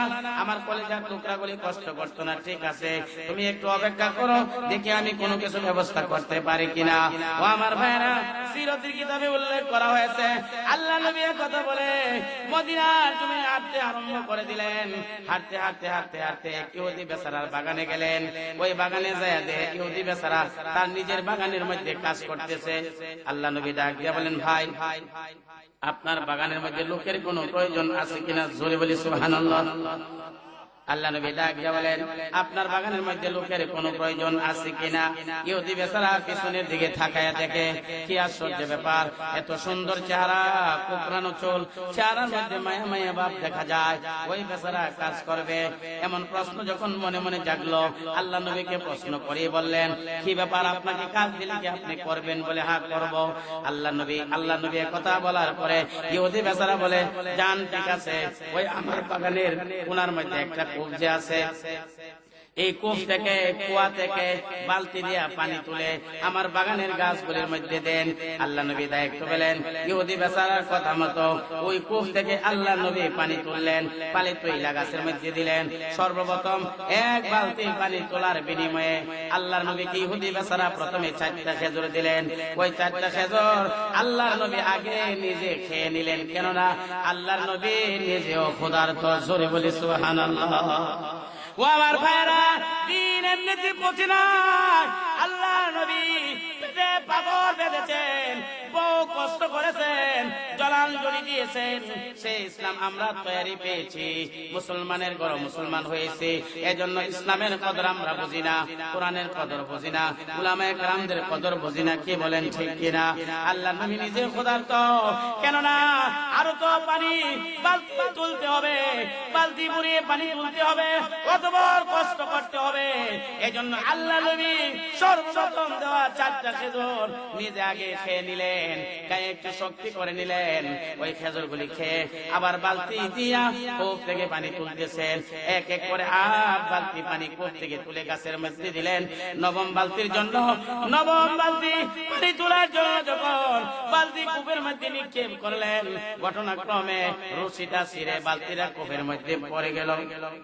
রশি ছিঁড়া বালতি কূপের মধ্যে পড়ে গেল। কি বলেন, এমন হইতে পারে কিনা? এমন হইতে, অবশ্যই এমন হইতে পারে। রশি ছিঁড়া বালতি কূপের মধ্যে পড়ে গেল।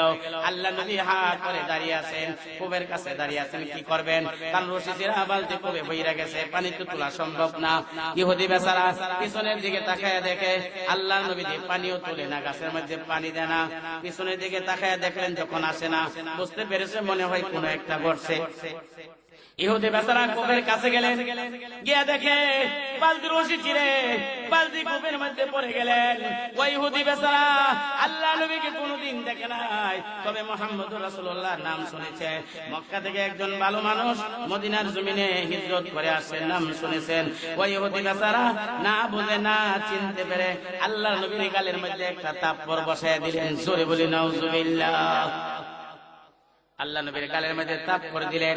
আল্লাহ নবী ছিল সুন্দর মানুষ, গাল লাল হয়ে গেছে, আঙ্গুলগুলির দাগ হয়ে গেছে, যেন রক্ত বের হয়ে যাবে।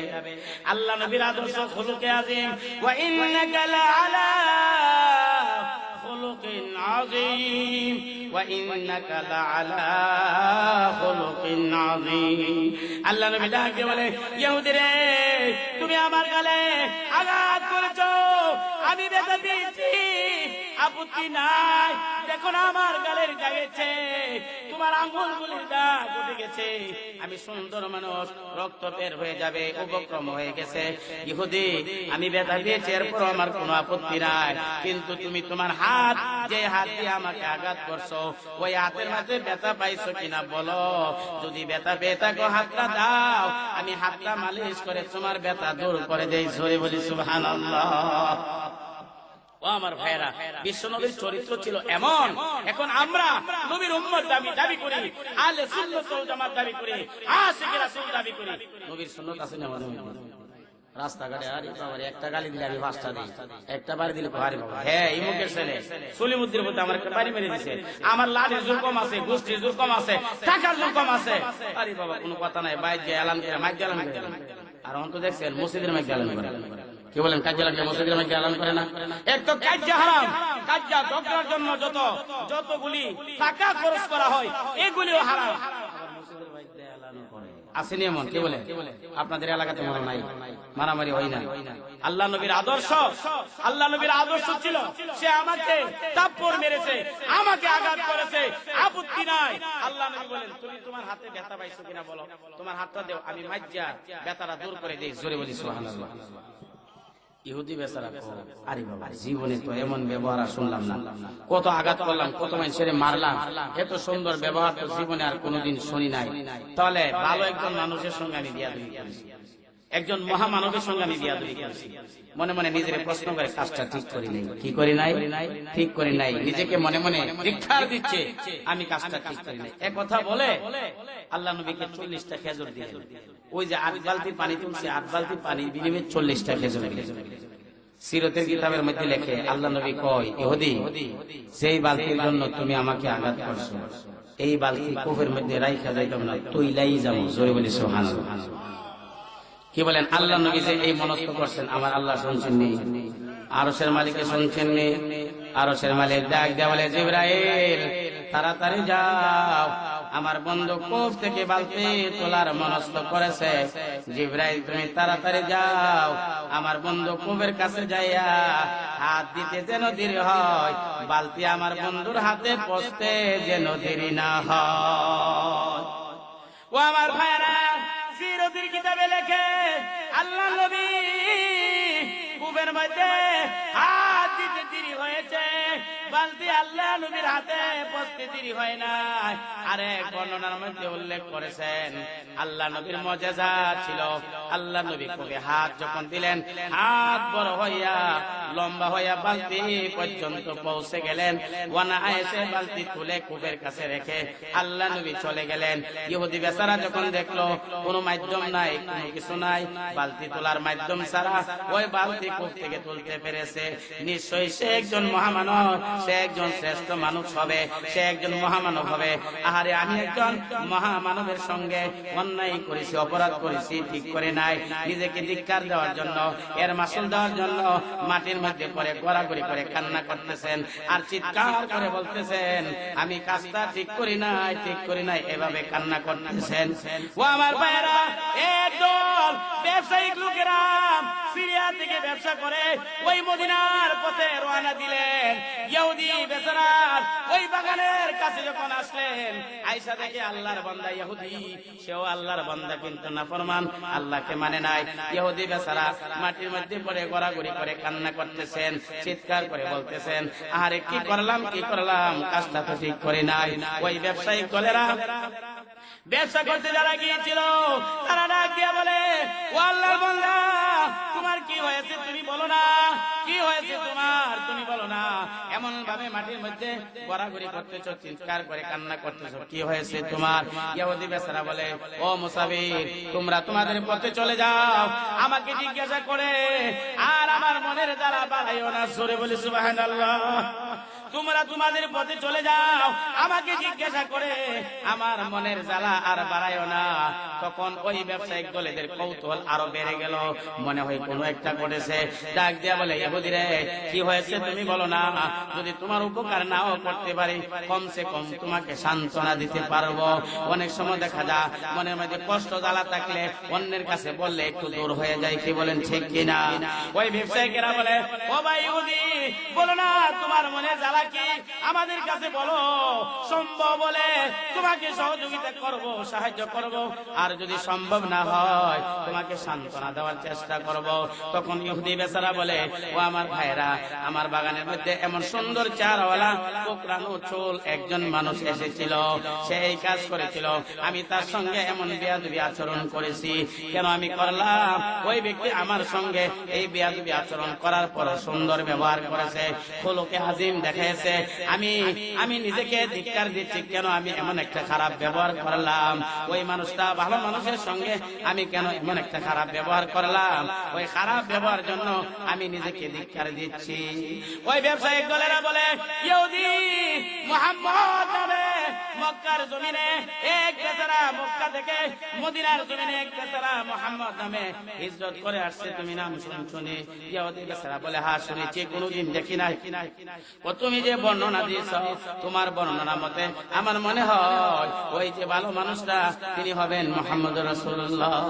ইহুদি বেচারা বলে, তাহলে কেমন একজন মানুষের সঙ্গে আমি বেয়াদবি করেছি, অন্যায় করেছি, আমি জুলুম করেছি, তাহলে ঠিক আছে, এই হাত দিয়ে আমি মুহাম্মদ রাসূলুল্লাহ শ্রেষ্ঠ মানুষের গালে আঘাত করেছি, ব্যথা করেছি, অন্যায় করেছি, অপরাধ করেছি, আমি চাই না সে হাতটা আমার শরীরের মধ্যে লাগা থাকুক। তার মাসুল দেওয়ার জন্য ওই ইহুদি বেচারা বাগানের মধ্যে যে দা দিয়া কাজ করতেন, ওই দা দিয়ে এমন ভাবে একটা আঘাত করলেন, ওই হাতটা শরীর থেকে বিচ্ছিন্ন করে ফেললেন। জোরে বলি সুবহানাল্লাহ। সিরতের কিতাবে লেখে হাতটা কেটে ফেলেছে, হাতটা কোপ দিয়ে কর্তন করে ফেলেছে, রক্ত ঝরঝর করে পড়তেছে। আরে হাতের মধ্যে লইয়া মদিনাতুর রাসূলের দিকে রওনা দিলেন। মদিনা যাবে, মদিনা গেলেন, সর্বপ্রথম আবু বকরকে পেলেন। জিজ্ঞাসা করে, ভাই আবু বকর, মুহাম্মদ রাসূলুল্লাহ কোথায়? জানোনি? ও দেখো ফাতেমার ঘরে হতে পারে। আগায়া গেলেন, দরজার আওয়াজ করলেন। আল্লাহ নবী বলে, ফাতেমা দেখো তো কে আসছে। দরজা খুললেন, ফাতেমা দেখলেন, আশ্চর্য ব্যাপার, এক বেচারা এক হাত কাইটা রক্ত ঝরঝর করে পড়তেছে, আরেক হাতের মধ্যে লইয়া দরজার অবস্থিত। বলে, ও নবী, ব্যাপার তো এমন, কোথায় নাকি? বলে, হ্যাঁ। কি আশ্চর্য ব্যাপার, নবীজি বের হলেন। নবীজি বের হতে দেরি হয়েছে, ইহুদি বেচারা নবীজির কদমে লুটিয়ে পড়তে দেরি হয় নাই। জোরে বলি সুবহানাল্লাহ। আমার তো মনে হয় আজ আমরাও যদি সমাজের মধ্যে এমন আচরণ করি, কেউ যদি আমাকে আঘাত করে ফেলে, আমি যদি এমন সুন্দর ব্যবহার করি যে আমাকে আঘাত করেছিল, খোদার কসম করে বলতে পারি একদিন না একদিন সে বুঝে অন্ধকার রাত্রে আপনার বাড়িতে যাবে আপনার কাছে ক্ষমা চাওয়ার জন্য। কি বলেন ঠিক কিনা? তাহলে এমন আদর্শ আমাদের মধ্যে আনার চেষ্টা করি। এমন আদর্শ থাকলে কোনোদিন ঝগড়া হবে, কোনোদিন মারামারি হবে। আজ আফসোস লাগে পত্রিকার কথা করলে, অন্ত মিডিয়ার যুগ, এখন তো সোশ্যাল মিডিয়ার যুগ। এই সোশ্যাল মিডিয়ার মধ্যে যদি আমরা লক্ষ্য করি তাহলে দেখতে পাওয়া যায় উত্তর অঞ্চলের মধ্যে বেশিরভাগ ঝগড়া হয়। কি বলে হয় কিনা? বেশিরভাগ ঝগড়া হয়। আর ঝগড়া হইলে খেল তো নাই, একটা দুইটা, এই পক্ষ মার্ডার হয়েছে, এই পক্ষ মার্ডার, এই পক্ষ মার্ডার হয়েছে, এই পক্ষ মার্ডার, মানে মার্ডার না হয় খান তো নাই। কি বলেন ঠিক কিনা? এই জন্য ভাই আমি আপনাদেরকে অনুরোধ করব, আল্লাহ নবীর আদর্শ আমরা গ্রহণ করি, আল্লাহ নবীর চরিত্র গ্রহণ করি। খোদার কসম করে বলতে পারি যেই শান্তি আল্লাহ নবীর জমানায় ছিল, যেই শান্তি সাহাবায়ে কেরামের জমানায় ছিল, যেই শান্তি তাবিঈনদের জমানায় ছিল, যেই শান্তি তাবি তাবিঈনদের জমানায় ছিল, আমাদের জমানার মধ্যে সেই শান্তি ফিরে আসবে। কি বলেন ঠিক কিনা? ইহুদি বেচারা আল্লাহ নবীর কদমে লুটে পড়ে ডাক দিয়া বলে, ও নবী আমি আপনাকে চিনতে পারি নাই, আপনি আমাকে ক্ষমা করে দেন। ওগো আল্লাহ নবী, আপনার গালে আঘাত করার কারণে আমি বুঝতে পেরেছি অন্যায় করেছি, জুলুম করেছি নবী। যে হাত দিয়ে আঘাত করেছি নিজেকে মাসুম দেওয়ার জন্য, ওই হাতটা কেটে আপনার দরবারে উপস্থিত করে ফেললাম। ওগো আল্লাহ নবী, দয়া করে মায়া করে আপনি ক্ষমা করে দেন। আল্লাহ নবী ডাক দিয়ে বলে, ইহুদি রে, এখানে পর্যন্ত আসার কোনো দরকার ছিল না, কারণ কেননা আমি তো তোমাকে তোমার বাগানের মধ্যে ক্ষমা করে দিয়েছি। বলে কিভাবে? আমি তোমার সঙ্গে সুন্দর ব্যবহার করেছিলাম না? ওই ইহুদি, তুমি যখন আঘাত করেছিলে আমি ব্যথা পেয়েছিলাম, তখন বলেছিলাম আমি ব্যথা পেয়েছি, আপত্তি নাই, তুমি তোমার হাতে ব্যথা পাইছো কিনা? ওই সুন্দর ব্যবহারের মাধ্যমে আমি তোমাকে ক্ষমা করে দিয়েছিলাম। ইহুদি নাসরবান্দা মানতে রাজি না, ডাক দিয়ে বলে, নবী গো, আপনার দরবারে এসেছি, কদমে লুটে পড়লাম, আপনার জবান দিয়া শুনতে চাই, আপনি আমাকে ক্ষমা ঘোষণা করে দিয়েছেন। আল্লাহ নবী ডাক দিয়ে বলে, ইহুদি যা যা, আমি তোকে ক্ষমা করে দিলাম। ইহুদি ডাক দিয়ে বলেন, নবী গো, যখন ক্ষমার বাণী পেলাম আপনি আমাকে ক্ষমা করে দিয়েছেন। ও আল্লাহ নবী, এমন নবী, যে নবী এমন আঘাত প্রাপ্ত হয়ে ক্ষমা করে দেয়, সে কোনোদিন মিথ্যা নবী হতে পারে না, সে হলো সত্য নবী, সে ইসলাম সত্য, কালিমা সত্য। আমি আর কালিমা থেকে দূরে থাকতে চাই না। কালিমার মতো দৌলত আমাকে দান করে, কালিমার ছায়াতলে আশ্রয় দান করুন। কালিমা তাইয়্যিবা এই মুহূর্তে আমাকে পড়াইয়া আমাকে মুসলমান বানিয়ে দেন।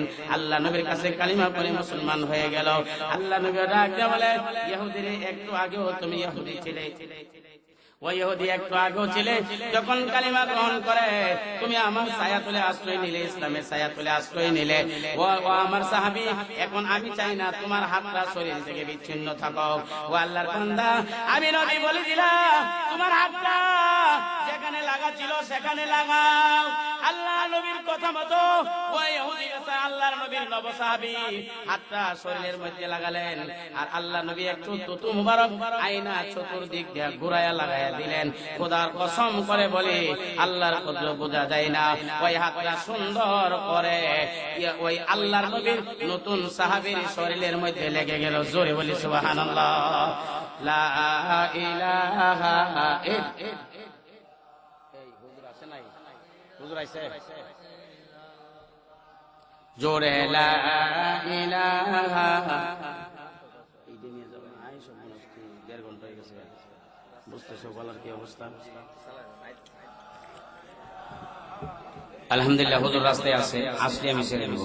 লা ইলাহা ইল্লাল্লাহ, আরো জোরে লা ইলাহা ইল্লাল্লাহ।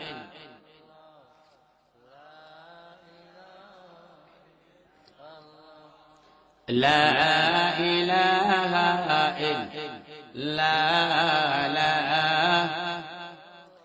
লা ইলাহা ইল্লাল্লাহ, মুহাম্মাদুর রাসূলুল্লাহ সাল্লাল্লাহু আলাইহি ওয়াসাল্লাম। কি বলেন, কষ্ট হইতেছে? তাহলে এই চরিত্র, সুন্দর চরিত্রের সার্টিফিকেট কে দিয়েছেন? আর জোরে কে দিয়েছেন? আল্লাহ রাব্বুল আলামিন দিয়েছেন সূরা কলমের মাধ্যমে। এই সার্টিফিকেট আল্লাহ রাব্বুল আলামিন দিয়েছেন। এবার পৃথিবীর জমিনে, বিশেষ করে বাংলার জমিনে কিছু নাস্তিক বের হয়েছেন যে বর্তমান এই ডিজিটাল পৃথিবীতে 1400 বছর আগের কোরআন চলবে না, এই কোরআন সচল না, বর্তমানে অচল। জোরে বলি না বলি না। আমরা বলবো খোদার কসম করে বলি, এই কোরআন অতীতেও বর্তমান ছিল, বর্তমানও বর্তমান, ভবিষ্যতেও কোরআন হবে বর্তমান। কি বলেন ঠিক কিনা? এমন কোন সমস্যা নাই যেই সমস্যার সমাধান দিতে পারে না আল কোরআন। কারণ কোরআন সকল সমস্যার সমাধান দিতে পারে। বর্তমানে, অতীতেও বর্তমান ছিল, বর্তমানও কোরআন বর্তমান, এবং ভবিষ্যতে কোরআন হবে বর্তমান। যত সমস্যা আসবে সকল সমস্যার সমাধান কে দিবে? আল কোরআন।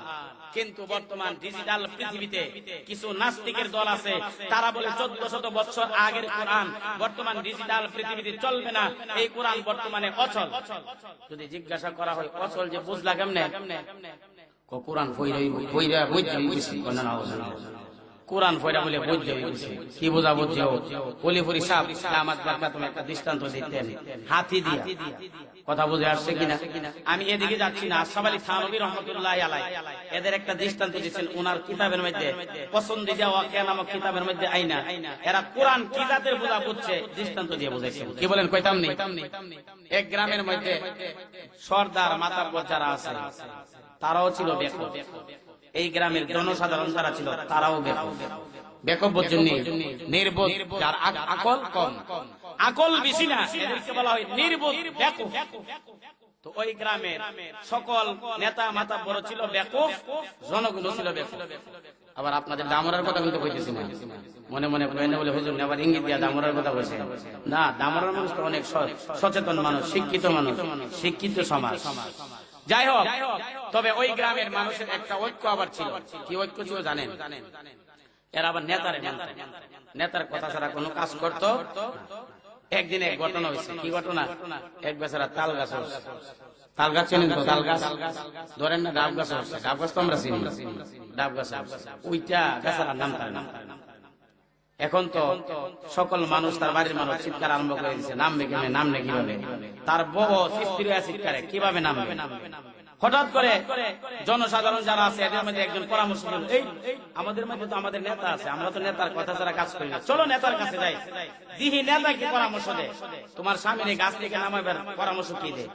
দুইরা, তার স্ত্রী আর ওই বেচারা দুইরা গেছে নেতার কাছে, গিয়া বলতেছে, মহামান্য নেতা সাহেব, মুরল সাহেব, আমার স্বামী তো তাল গাছ ছিল, নামতারে না, কিভাবে নামা যায়, কিভাবে ওনাকে নামাইতে পারি? আমরা তো সকলে পেরেশান হয়ে গেছি। কইটা একটা ব্যাপার হইল, চলো যাই। গেল, গিয়া রশি আনো, আইনা নেতা সাহেব রশি ইরাদা তাল গাছের আঘাত দিছে। দেওয়ার পরে ওই বেচারা কইতাছে, রশি কোমরের মধ্যে বালা করে বান্ধব, বালা করে কোমর বাঁধছে। বান্ধার পরে নিচ থেকে হেসকে জান দিছে, বাঁচবো না মরবো, মানে মধ্যে বইরা আছে, বাঁচবো না মরবো, মরছে না মহিলা করে শিখিয়ে গেছে, চিত্তিয়ে গেছে। সকলে কান্নার মুখ, কারণ কান্না আরম্ভ করে দিচ্ছে। আর নেতা সাহেব হাই হাই হাই, জীবনে কত মানুষকে এই রশিটা টান দিয়া তুলিয়া বাঁচাইলাম, আর অনেক বেচারা রশি বান্ধা টান দিলাম, মরে গেল, বলতাম না ব্যাপারটা। টান দিয়া রশি দিয়ে কেমন বাঁচাইছে জানেন? কুয়ার মধ্যে যে পড়ছে, কুয়ার থেকে তো বাঁচাইতে গেলে রশি দিয়ে বান্ধা টান দিয়ে তুলন লাগলো। হে মনে করছে কুয়ার বোধ আর তাল গাছের বুঝবো দিয়ে এক বোঝ, কথা বলছেন নি? হে তাল গাছের মধ্যে বেচারা কোমর বান্ধা দিছে টান, বেচারা হয়ে শিখতে হয়ে কুয়ার টান আর তাল গাছের টান কে একটা? হে কোরআন, কুয়ার বোঝ আর তাল গাছের বুঝ কে এক? কেমন বোঝা বুঝছো? এ বর্তমান নাস্তিক আর মুতলাদা কোরআনকে এমন বোঝা বুঝছে, কি বলেন ঠিক কিনা? আরেকটা দৃষ্টান্ত যে সহজে বুঝবেন, মাসিক একটা আদর্শ নারী আছে, একটা পত্রিকা আমি নিজে পড়ছিলাম। দুই বন্ধু কথা কইতেছে, বন্ধু বুঝেন, দুই বন্ধু একসাথে কথা কইতেছে। তো কথার বাকি দিয়ে এক বন্ধুর মন খুব খারাপ, খুব বেজার আর কি, মনটা বেজার করে লাগছে। আসলে আমাদের সমাজের মধ্যে এমন। দ্বিতীয় বন্ধু জিজ্ঞাসা করে, কি রে তোমার মনটা এমন খারাপ, বেজার করে রাখছে? কয় কয় না, মনটা যে খারাপ আর বেজার করে রাখছি, গত মাসে আমার স্ত্রী ডেলিভারির কিছু মারা গেছে। কি এর কিছু মারা গেছে? ডেলিভারির কিছু বললেন তো? হ্যাঁ, বুড়া চাচারা বুঝেননি? যুবক ভাইরা যারা বিয়ে করছেন এরা না ওই বুঝে, ডেলিভারি গেছে আমার স্ত্রী মারা গেছে। দ্বিতীয় বন্ধু ডেলিভারি দিতে বড় মারাত্মক, গত বছর আমার আব্বা হয়ে কিছু মারা গেছে। কেউ হ্যাঁ কেমন বোঝা বলছে ডেলিভারি বলে আব্বার। বর্তমান নাস্তিক আর মুরতাদের দল কোরআনকে এজাতের বোঝা বলছে, কি বলেন ঠিক কিনা? খোদার কসম করে বলতে পারি কোরআন অতীতেও ছিল, বর্তমান, বর্তমানও বর্তমান, ভবিষ্যতেও কোরআন হবে বর্তমান, কি বলেন ঠিক কিনা? কোরআনের বিরুদ্ধে লড়তে আসা। গতকাল কয়েক তাফসীরের মধ্যে আমি আল্লাহর কুলির কাছে শুনেছি, আল্লাহ যেমন ভাবে কাদিম, কোরআনও কাদিম। এটা শরিয়া কায়দার মধ্যে গেছে, আমরা পড়ছি আল্লাহ যেমন কাদিম, কোরআনও কাদিম। কোরআন দুই প্রকার, একটা কোরআনে নফসি আর একটা কোরআনে লফজি। কোরআনে নফসি সেটা আল্লাহর কাছে এখনো আছে, আর কোরআনে লফজি আল্লাহ আমাদের কাছে দিয়ে দিয়েছে। কন্যা সুবহানাল্লাহ। অতঃপর মুসলিম উম্মাহকে একথাই বোঝাচ্ছেন, কোরআনে নফসি যা আমি আল্লাহর কাছে আছে, কোরআনের বিরুদ্ধে যত ষড়যন্ত্র চলুক না কেন, লফজি কোরআন তোমাদেরকে যা আমি দান করেছি সেটা আগুনে লাগিয়ে পড়তে পারবে, পানির মধ্যে বালাইতে পারবে, আটলান্টিক মহাসাগরে বালাইতে পারবে, কিন্তু কোরআনের নফসি যা সেটা আমি আল্লাহর কাছে এখনো আছে, কেউ এটাকে শেষ করতে পারবে না। জোরে বলি সুবহানাল্লাহ। এই জন্য আল্লামা আনোয়ার শাহ কাশ্মীরি রহমতুল্লাহ আলাইহি ভারতবর্ষের আন্দোলনের সময় যখন ইংরেজরা কিছুদিন কুলায় উঠতে পারতেছে না, মুসলমানদের সঙ্গে যুদ্ধে লড়াই করে কিছুদিন পারতেছে না, তখন তারা 1863 সনে লন্ডনে একটা পরামর্শ করে তারা কি করলেন, সিদ্ধান্ত গ্রহণ করলেন যত আলেমরা আছে ফাঁসি দাও। কারণ পাবলিকরা আলেমের কথা শুনে, আলেমের কথা শুনে তারা যুদ্ধের ময়দানে ঝাঁপিয়ে পড়েছে। এই জন্য আমরা কুলিয়ে উঠতে পারতেছি না, আলেমদেরকে ফাঁসি দাও আর কোরআন সবগুলি জ্বালিয়ে দাও আর আটলান্টিক মহাসাগরে নিক্ষেপ করো। এই সিদ্ধান্ত গ্রহণ করো। সিদ্ধান্ত অনুযায়ী পুরা ভারতবর্ষের মধ্যে 54,000 আলেমকে ফাঁসির কাছে ঝুলিয়েছিল। জোরে বলি নাউজুবিল্লাহ। আর শুধু বালাকোটের ময়দানে 14,000 আলেমকে ফাঁসি দিয়েছিল। আল্লামা আনোয়ার শাহ কাশ্মীরি রহমতুল্লাহ আলাইহি দাঁড়িয়ে বলেছেন, হে বেঈমানের দল, পৃথিবী থেকে যদি সারা কোরআনকে জ্বালিয়ে দাও, সমস্ত কোরআন যদি আটলান্টিক মহাসাগরে নিক্ষেপ করো, আমি আনোয়ার শাহ কাশ্মীরি আলিফ লাম থেকে সূরা নাসের সিন পর্যন্ত লিখে দিব, একটা জের জবর নক্তাও ভুল হবে না। কি বলেন? কোরআন নফসি নিতে পারবে, ওর অন্তরে যে কোরআন আছে নিতে পারবে। এজন্য বর্তমান নাস্তিকদেরকে আমরা বলতে চাই, জানিয়ে দিতে চাই, কোরআনে নফসি এখনো আল্লাহ রাব্বুল আলামিনের কুদরতি হাতে আছে, আল্লাহ রাব্বুল আলামিনের কুদরতি অন্তরে আছে। আল্লাহ যেমন কাদিম, আল্লাহ যেমন অস্তিত্ব, আল্লাহর অস্তিত্ব সর্ব অবস্থায় আছে, থাকবে, কোরআনও সর্ব অবস্থায় আছে, থাকবে। এর দ্বারা প্রমাণ করে দিল, ও মুসলমান জাতি, চিন্তার কোনো কারণ নাই। যত নির্যাতনের স্টিম লোলার চলক না কেন, ইসলাম কোনদিন শেষ করে দিতে পারবে? কোরআন অতীতও ছিল, বর্তমান, বর্তমানও বর্তমান, ভবিষ্যৎও বর্তমান। কোরআন দিতে পারে সকল সমস্যার সমাধান। কি বলেন ঠিক কিনা? আরেকটা কথা বলছি, আমেরিকার এক হসপিটালে এক মুসলমান মহিলা ডাক্তার ছিলেন। কি ছিলেন? মুসলমান মহিলা ডাক্তার ছিলেন। কেউ উঠবেন না, হুজুর আয়েশা বলছে, অবশ্যই আয়েশা বলছে, হ্যাঁ অল্প সময়ের ভিতরে আসবে। এক মুসলমান ডাক্তার ছিলেন, মহিলা, সে খুব আবেদা ছিলেন, সে খুব ইবাদত বন্দেগী করত এবং ডাক্তারের কাজও করত। ওই মহিলার সাথে খ্রিস্টান ইহুদি ডাক্তারও ছিল।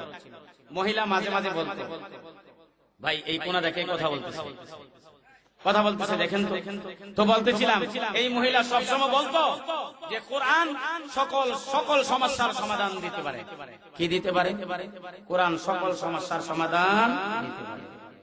ঘটনাক্রমে ওই হাসপাতালের মধ্যে একটা ঘটনা হয়েছে। কি ঘটনা? যে দুই মহিলা অন্ধকার রাত্রে দুইটা বাচ্চা প্রসব করছে। অন্ধকার রাত্রে এক মহিলা ছেলে বাচ্চা প্রসব করছে, আরেক মহিলা মেয়ে বাচ্চা প্রসব করছে।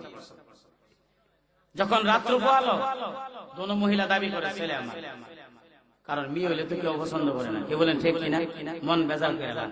অথচ আল্লাহ নবী হাদিসের মধ্যে বলেন, মেয়ে যদি জন্মগ্রহণ করে তাহলে ফেরেশতারা ওই ঘরের দরজায় আইসা বলে, বারাকাতুন ফি বাইতিহা, বারাকাতুন ফি বাইতিহা, আল্লাহ ওই ঘরের মধ্যে তুমি বরকত দান করো। জোরে বলি সুবহানাল্লাহ। কিন্তু হাদিসের কোথাও নাই ছেলে জন্মগ্রহণ করলে ফেরেশতারা আইসা দোয়া করে। এ কারণে দোনো মহিলা তো আমি ছেলে নেব, মেয়ে কেউ নিতে রাজি না। এখন সমাধান দিবে কিভাবে? দুনো মেয়ে ছেলে আমার, দুনো মহিলা বলে ছেলে আমার, মেয়ের কথা কেউ রাজি হয় না, সমাধান কিভাবে দিবে? তখন ওই খ্রিস্টান আর ইহুদি ডাক্তার যে এরা সিদ্ধান্ত করছে, মুসলমান মহিলা ডাক্তার যে সে তো বলতো কোরআনের মধ্যে সকল সমস্যার সমাধান আছে, আসো এবার আটকায় দিন, কি বলে সমাধান দিতে পারে দেখবো। ওই মহিলা ডাক্তারকে গিয়া বলছে, হে মহিলা ডাক্তার, তুমি তো সবসময় বলতে আমরা শুনতাম কোরআন সকল সমস্যার সমাধান দিতে পারে, আল কোরআন একথা বলতাম, অতঃপর আজকে এমন জটিলতার মধ্যে আমরা পড়ে গেলাম। দুইজন মহিলা অন্ধকার রাত্রে দুইটা বাচ্চা প্রসব করছে, একটা মেয়ে আর একটা ছেলে। রাত পোয়ানোর পরে দুনো মহিলা বলে আমার ছেলে, আমি ছেলে প্রসব করেছি। এখন দুজনই ছেলে দাবি করে, কাকে ছেলে দিব আর কাকে মেয়ে দিব? মহিলা ডাক্তার বলছে আমাকে একটু সময় দেন, আমি কোরআন নিয়ে একটু গবেষণা করি। মহিলা নিজেও বুঝতেন কোরআন, আরো কোরআন সম্বন্ধে যারা ডক্টরেট অর্জন করেছে তাদের সাথে বোঝাপড়া আরম্ভ করে দিলেন। তখন দেখতে পেলেন কোরআনের কোন এক আয়াতের ব্যাখ্যার মধ্যে যে ছেলে বাচ্চা যে মহিলা জন্মগ্রহণ করছে তার দুধের মধ্যে প্রোটিন বেশি হবে, ভিটামিন বেশি হবে। সুবহানাল্লাহ। আর মেয়ে বাচ্চা যে প্রসব করছে ওই মহিলার দুধের মধ্যে প্রোটিন কম হবে, ভিটামিন কম হবে। অতঃপর মহিলা সিদ্ধান্ত দিয়া দিল, ও ডাক্তারেরা, দুই মহিলার স্তনের দুধ তোমরা পরীক্ষা করো, যেই মহিলার স্তনের দুধের মধ্যে প্রোটিন বেশি পাইবা, ভিটামিন বেশি পাইবা, মনে করবা ওই মহিলা ছেলে বাচ্চা প্রসব করেছে। আর যেই মহিলার দুধের মধ্যে প্রোটিন কম, ভিটামিন কম, মনে করবা ওই মহিলা মেয়ে বাচ্চা প্রসব করছে। জোরে বলি সুবহানাল্লাহ। সিদ্ধান্ত দিয়ে দিলেন। কি বলেন? এমন কঠিন সিদ্ধান্ত কে দিয়ে দিল? আল কোরআন। খোদার কসম করে বলতে পারি, আজও তোমরা যেই সমাধান পাচ্ছ না, যেখানে কোরআনের মধ্যে তালাশ করো তোমরা সেই সমাধান পেয়ে যাবে। কি বলেন ঠিক কিনা? আরেকটা কথা বলতেছি, আশ্চর্য ব্যাপার, সূরা ৩ এর তাফসীরের মধ্যে লেখছে, আর আমিও পড়েছিলাম, জার্মানির মধ্যে ডাক্তাররা পরামর্শ দিচ্ছে। দেখেন আল কোরআন কত বড় গবেষক, তারা পরামর্শের মধ্যে বসে একটা চিন্তা করলেন। আল্লাহ 4টা কসম খেয়ে বলছে সূরা ৩ এ, ওয়াত-তিনি ওয়াজ-যাইতুন ওয়া তুরি সিনিন ওয়া হাযাল বালাদিল আমিন লাকাদ খালাকনাল ইনসানা ফি আহসানি তাকওয়িম। আল্লাহ কয়টা কসম খাইছে? 4টা কসম খাইছেন। 4টা কসম খেয়ে বলতেছেন আমি মানুষকে সবচাইতে সুন্দর উপাদান দিয়ে সৃষ্টি করেছি। কি বলেন ঠিক কিনা? 4টা কসম খেয়ে বলতেছেন। তখন তারা অমুসলিম, তারা ঈমান আনে নাই। এই কোরআনের ওই আয়াত সূরা ৩ নিয়ে গবেষণা আরম্ভ করলেন। গবেষণা করতে করতে তারা দেখলেন আল্লাহ বলছে কোরআনের মধ্যে 4টা কসম খেয়ে মানুষকে সবচাইতে সুন্দর উপাদান